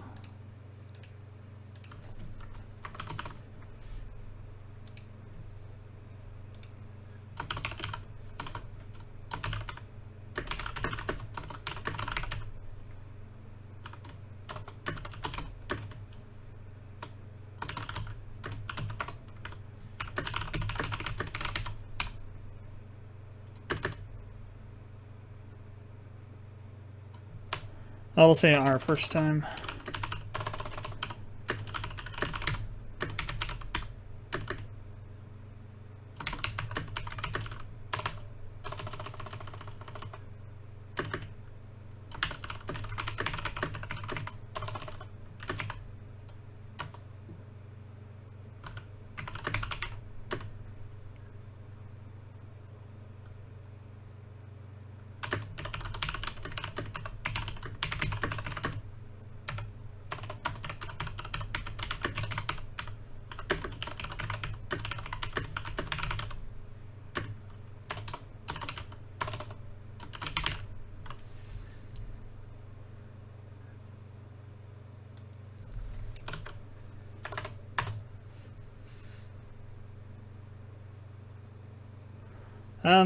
Let's just do this for now. We will do that for now.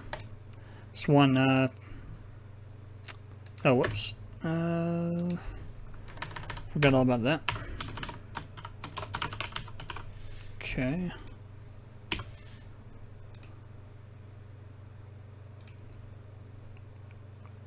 Now, we have to undo what we did before. Just have all the, players resuck. So I'm just going to grab this.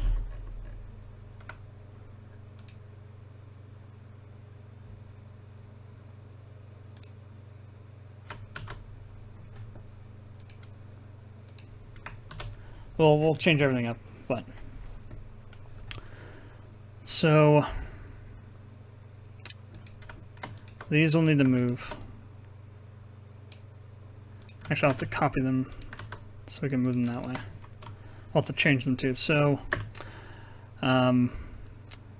first things first, I'll need to turn down. Then walking on and off, and that'll be done. And Dorothy will have to turn up. And do the same thing. Then once they've done that, we need to change these to being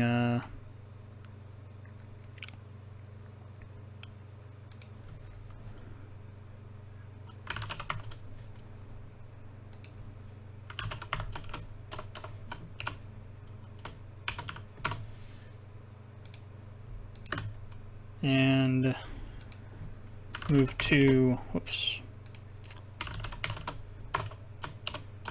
Dorothy. Okay, turn that on. So that will then we'll put pages on these to remove them, and then also I actually want to do re-add them back to the party. Karth add. Dorothy add. So now, on this one now,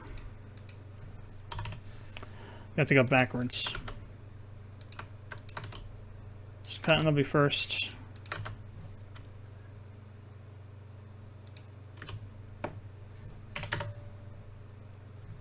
No, that might be too short. Let's try 20 frames. So Catlin will turn down, will walk, and then be removed. Control switches, move to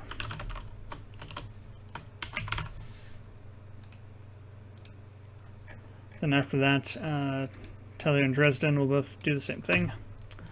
So also we'll turn down. Dresden will turn up.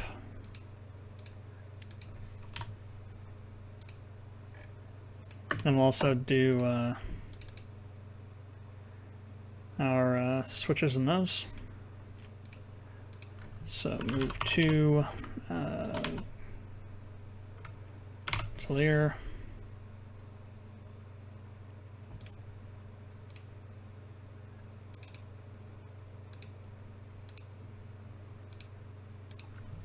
Move to Dresden. And then we'll have Rolf. So another 20 frame waits. And then Rolf. So Rolf will just move forward once, and then we'll do the walking animation once. So move, not forward, move right. On, off, done. And then we'll do another one of these to signal to remove Rolf.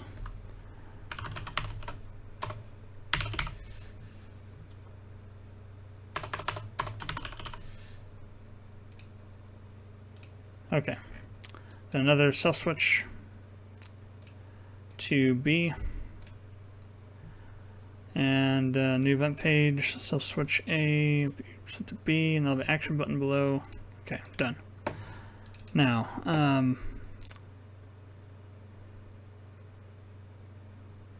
new event page.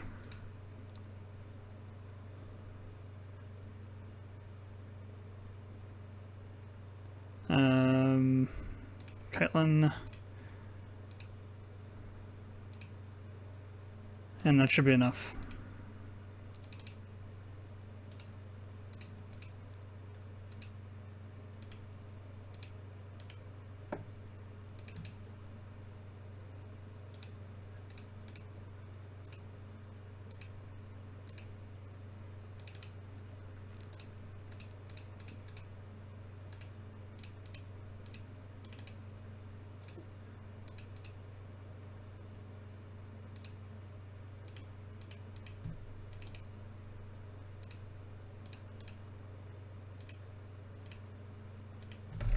Alright, see what all that looks like.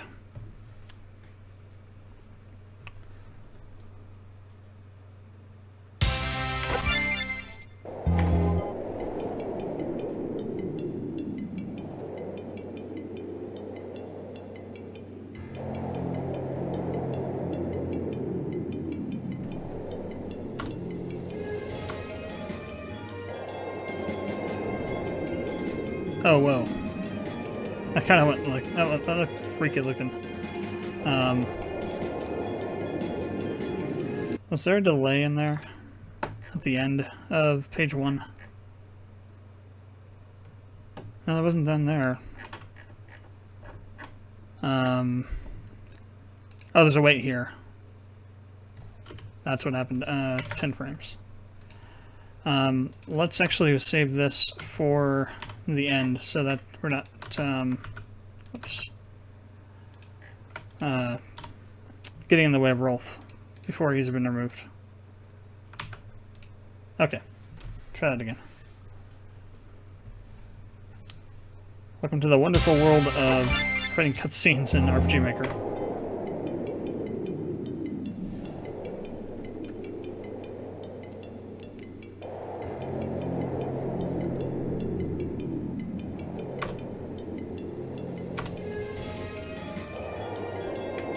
I mean, it's okay. It'll be fine for the moment. Actually, you know what the problem is? Things are happening too fast. We need weights before we remove.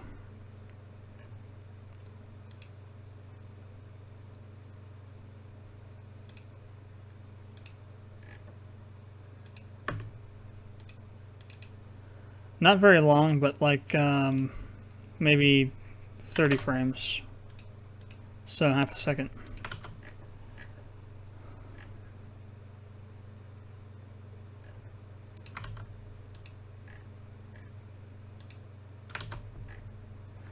Rolf's will have to be more though. Let's try doing his to 50.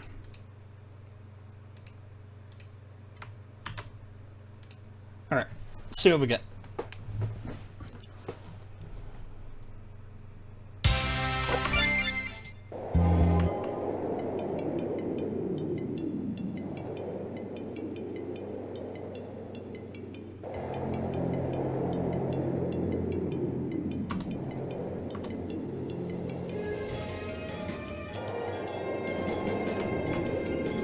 That's interesting. So the actual that thing doesn't actually turn on the walking animation.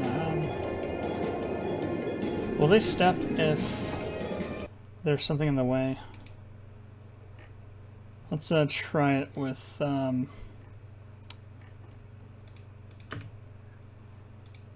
instead of this, step one step forward.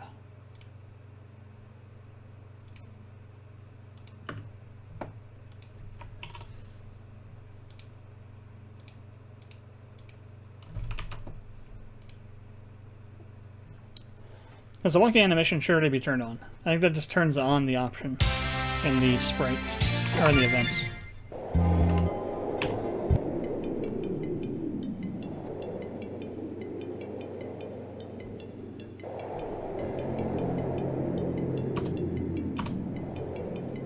Okay, they actually can walk into you.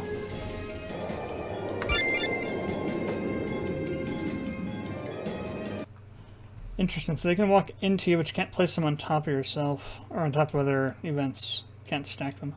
So actually what we need to do then on this also, whoops, wrong one. Since it actually does work,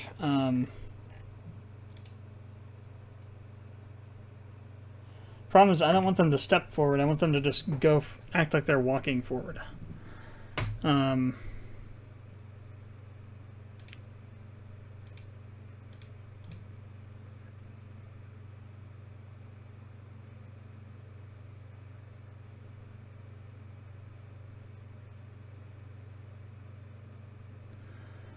Oh, so maybe we could do, maybe stepping animation is what we want instead.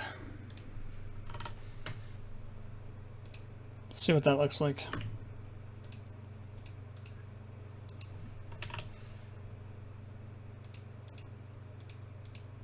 That might be what we're looking for. Well, let me see. I'm going to also do an additional thing with Kyrith. I'm going to put a delay or a wait or something in there for Kyrith.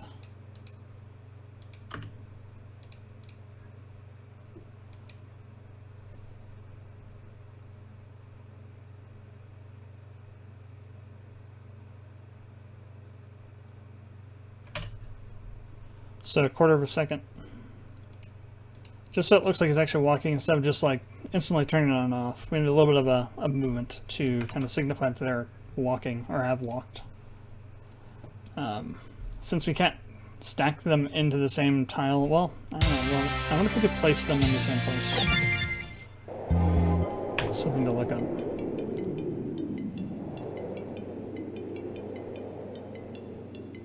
Okay, I wasn't watching Kyrith closely enough. I definitely think that it looked more...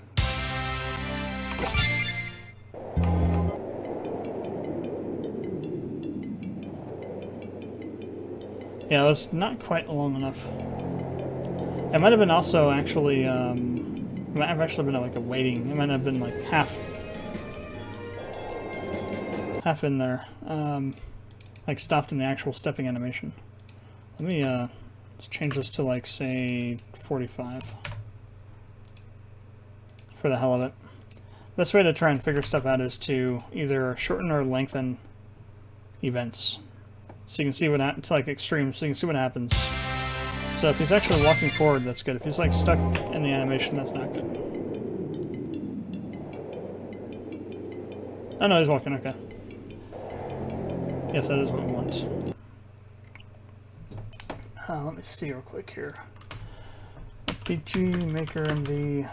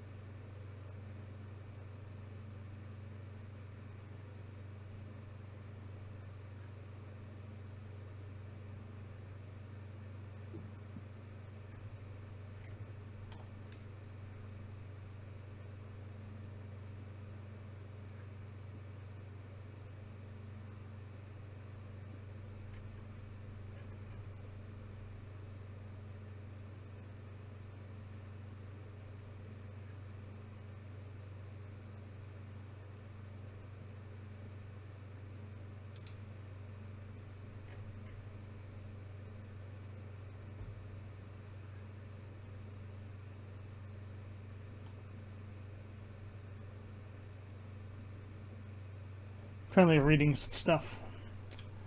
Let's see if we get some more.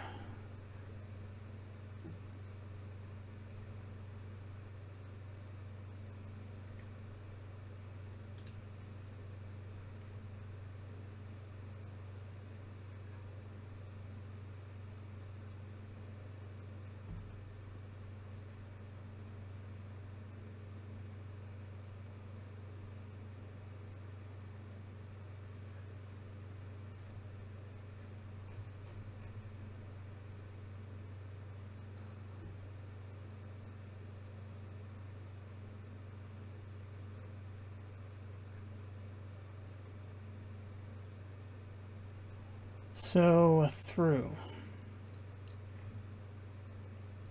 This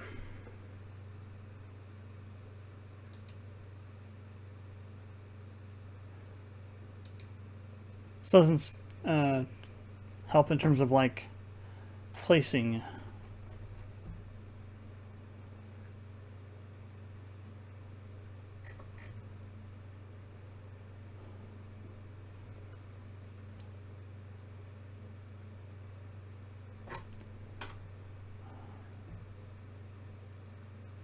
Let me try looking for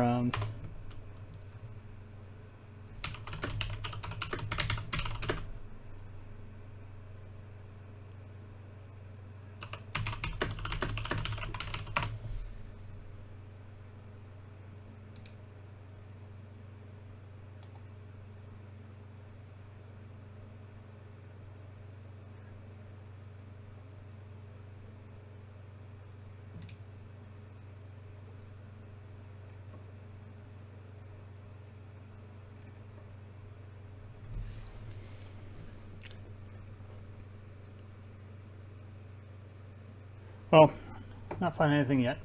So I think we'll just, I'll save that for something I'll look up off the stream. Okay, so now that we know that that's going to work, let's update everything to actually use that. I actually think that looked pretty good. Well, maybe it was a little bit too long, actually. So maybe like 30 seconds would be better. So we had to wait to this as well. 30. Then we got to update all these to use the right stuff.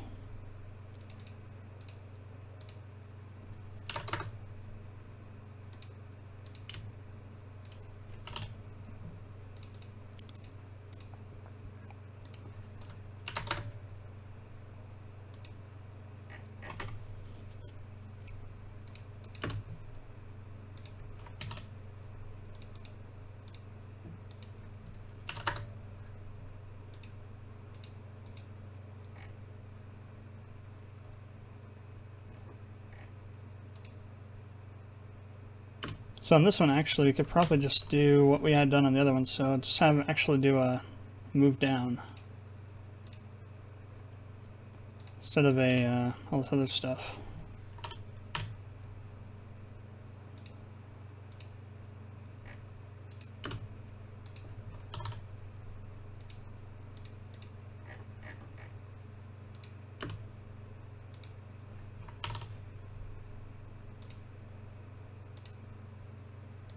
Alright, see what that looks like.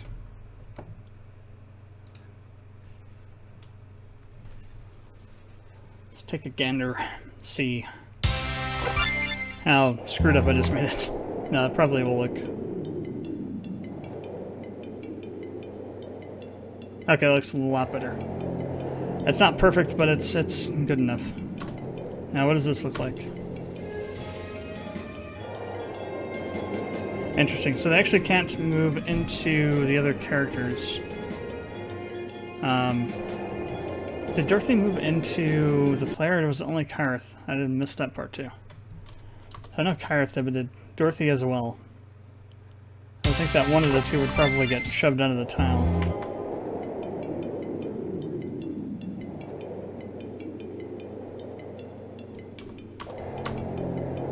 Okay, yeah, she did definitely. So we need to do the stepping animation.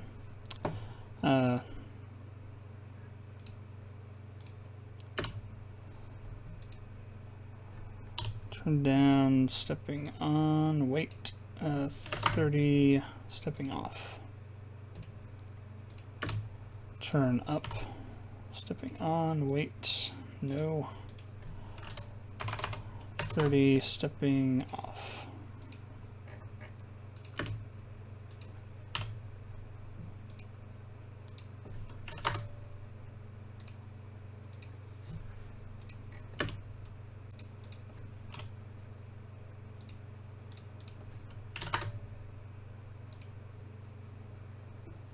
Steam, would you not do this right now? So annoying. We'll just randomly move the notification window around. Alright, now for Rolf, we need to move right, and then stepping animation, wait, 30. Okay, Let's take a look.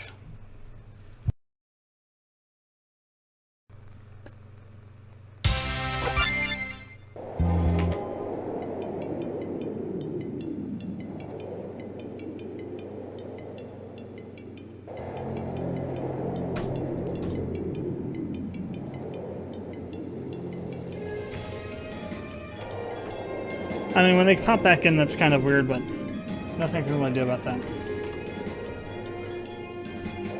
Now, here's what I was talking about that puzzle being, like, crazy insane.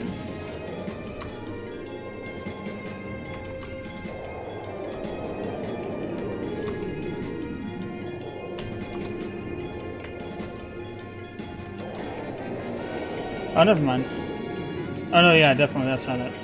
So there's some that will, like, take you through and actually get you to the place you want to go, because they actually have, like, a repeat. The eventing to make this work was kind of interesting, so that still doesn't work. If I recall, I think it's this one up here. I think it's this one.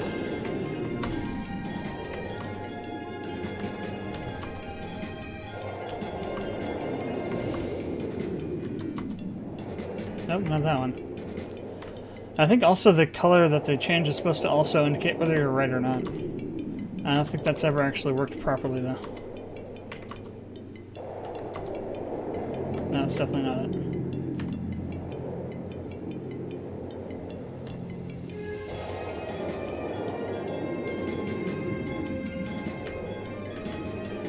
Don't think I have encounters set up for here, which is probably good. Maybe it's this one.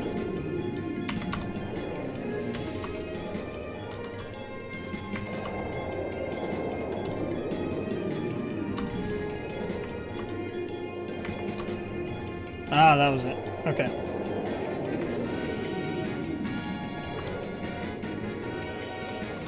I leveled up for testing this boss fight.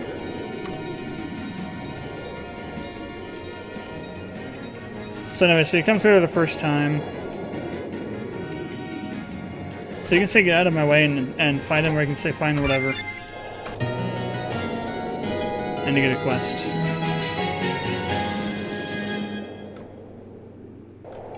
So then what you have to do is you have to go through this.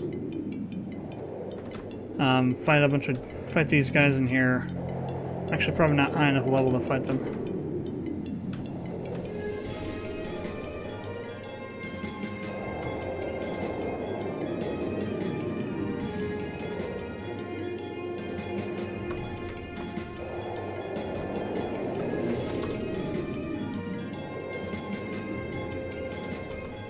So you kind of have to read the sign to understand what to do.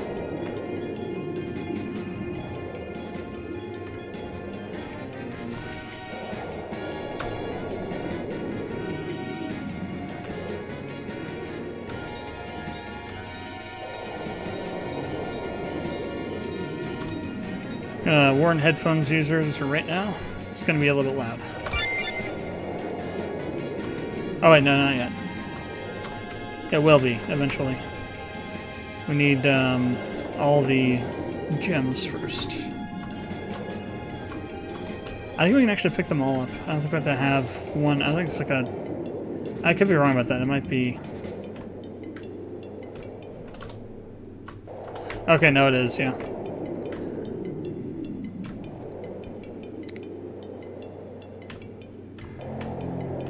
I think it's pretty simple. I think it's red, blue, green, then yellow.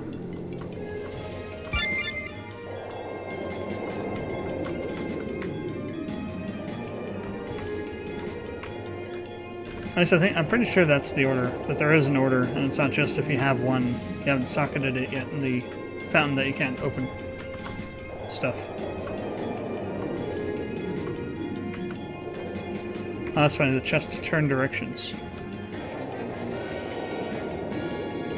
And to the keen eye, you'll notice that these chests are actually recolors of chests from RPG Maker XP.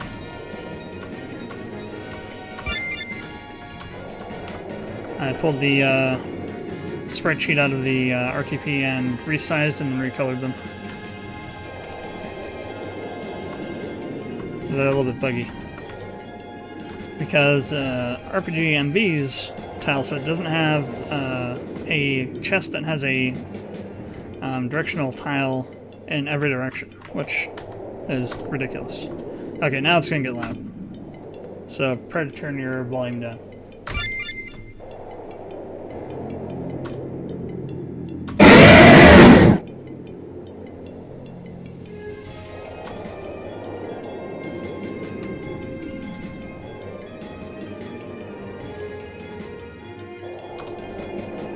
I had to add some dialogue for Dorothy here if she's in the party. I'm gonna save this real quick because I'm pretty sure I'm gonna end up dying.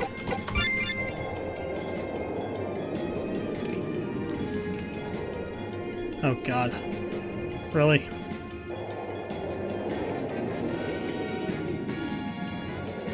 I have it set wrong in the actual system.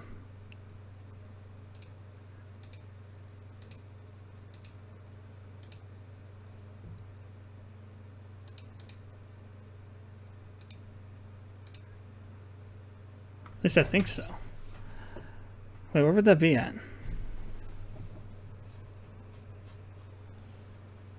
Where would that be set at? Terms. Oh, okay, terms. Forgot about that.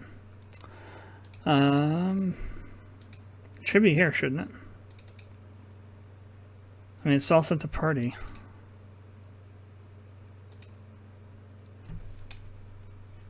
That was weird. Anyway, so you fight them, you beat them, and they destroy the blockages over here. This block path here destroys each section for each one you kill. Then you can get up to this place, which takes you over to here. And normally you would just come down here, but when you're coming the second time, you'll come over to here, and then Ralph will like come out and go up to here, and another event will happen where they'll have this item that they'll pull out, and basically, this will turn into like a pathway deeper into Mount Fire.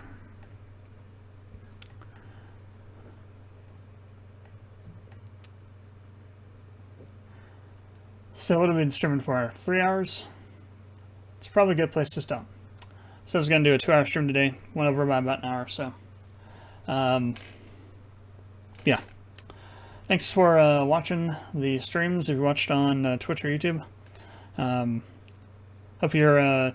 it somewhat piqued your interest in the game. I will be streaming, well, not next week, but after next week. Every Monday I'll be doing a stream for Legend of Emilar development.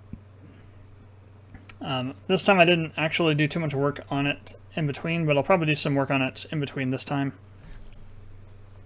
And I'll have stuff to show you that I've already completed, and we'll work on some more stuff. The goal of the current goal for this is to get the first chapter done. So I'm kind of skipping over to chapter 4 just to show you some of this stuff, setting up events and whatnot. But the goal is to get the prologue and first chapter done to a point to where I can release an alpha version onto our Patreon page. I can officially launch our Patreon page and have something for you to actually get if you subscribe over there. Get on Patreon over there. So that's the goal at the moment, is to do that, to get to that point. Get some playtesting done, see how people find the balance of the game and whatnot, and be able to kind of get some feedback on the ideas and things I have. I'm not sure on the timeline on that. I'm going to say probably by September is when I want to have it ready by, at the latest. Also depends on what happens with the current situation around the world, and if I get a new full-time job, then that'll also have an effect on it probably too.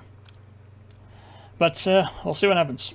Again, tomorrow I will be uploading a unboxing video for my Final Fantasy VII Remake First Class Edition if it comes. It's supposed to. UPS says it's supposed to be here tomorrow. So if it does get here tomorrow, I'll do that. And then I'm hoping by Wednesday or Thursday I'll have not only the last episode reaction for Man in the High Castle, Season 4 Episode 10 episode reaction, also the season reviews for both of those, Expanse and Man in the High Castle, ready to be uploaded. Still recording the season reviews, season interviews, and it's gonna be a little bit more scripted than like the actual reactions are. I still have to figure out some of the how to put some of the stuff together. I'm recording sections independently, so I can just slot them into wherever I want to on the actual video, where they make sense.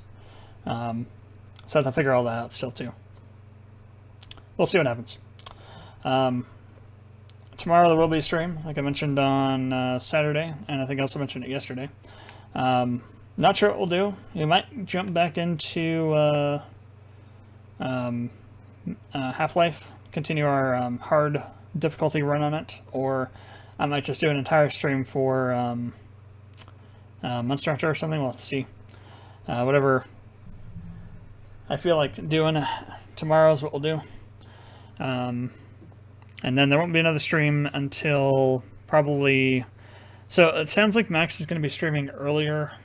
I don't know what he means by earlier. Earlier on Friday or earlier on Thursday. I think he's probably going to stream it on Friday. So that's what it sounds like anyway. Sometime like maybe Friday afternoon or something. Unless he gets to go ahead to like stream the game earlier than the release date. I'm not sure how that's going to work. It's going to let us know sometime this week, but that'll be heavily dependent on what I do. So I want to watch the first 3 or 4 hours of the game on his stream. But once he gets that figured out and we know, then I'll be able to tell you. But if it's on Thursday, then I'll be streaming probably sometime in the afternoon on Friday. Is when we'll start, maybe around 4 or 5 p.m. MST. It's not really MST, it's Arizona time. We don't have daylight savings time in Arizona, so we're actually off an hour from MST, even though we're in the MST time zone at the moment. We're the same as Pacific at the moment. So if he streams on Thursday, it'll be sometime 4 or 5-ish on Friday. If he streams on Friday early or at the normal time, it'll be probably closer to 1 to 2 a.m. on Saturday that I'll start. Either way, I'm going to stream for probably about 7 or 8 hours for the first stream, and then the second stream later on Saturday will be like a 3 or 4 hour stream, starting at probably around 5 or 6, and then I'll be streaming on Saturday and Monday for that as well. Again, kind of short, 3-4 hour long streams on those days, and then whenever we would normally have a stream, so on Tuesday and Friday, will be Final Fantasy VII Remake on both of those. And that'll be how it'll go until I finish it. So, we'll see how long it takes. I've seen some people saying that they've been able to beat it really fast.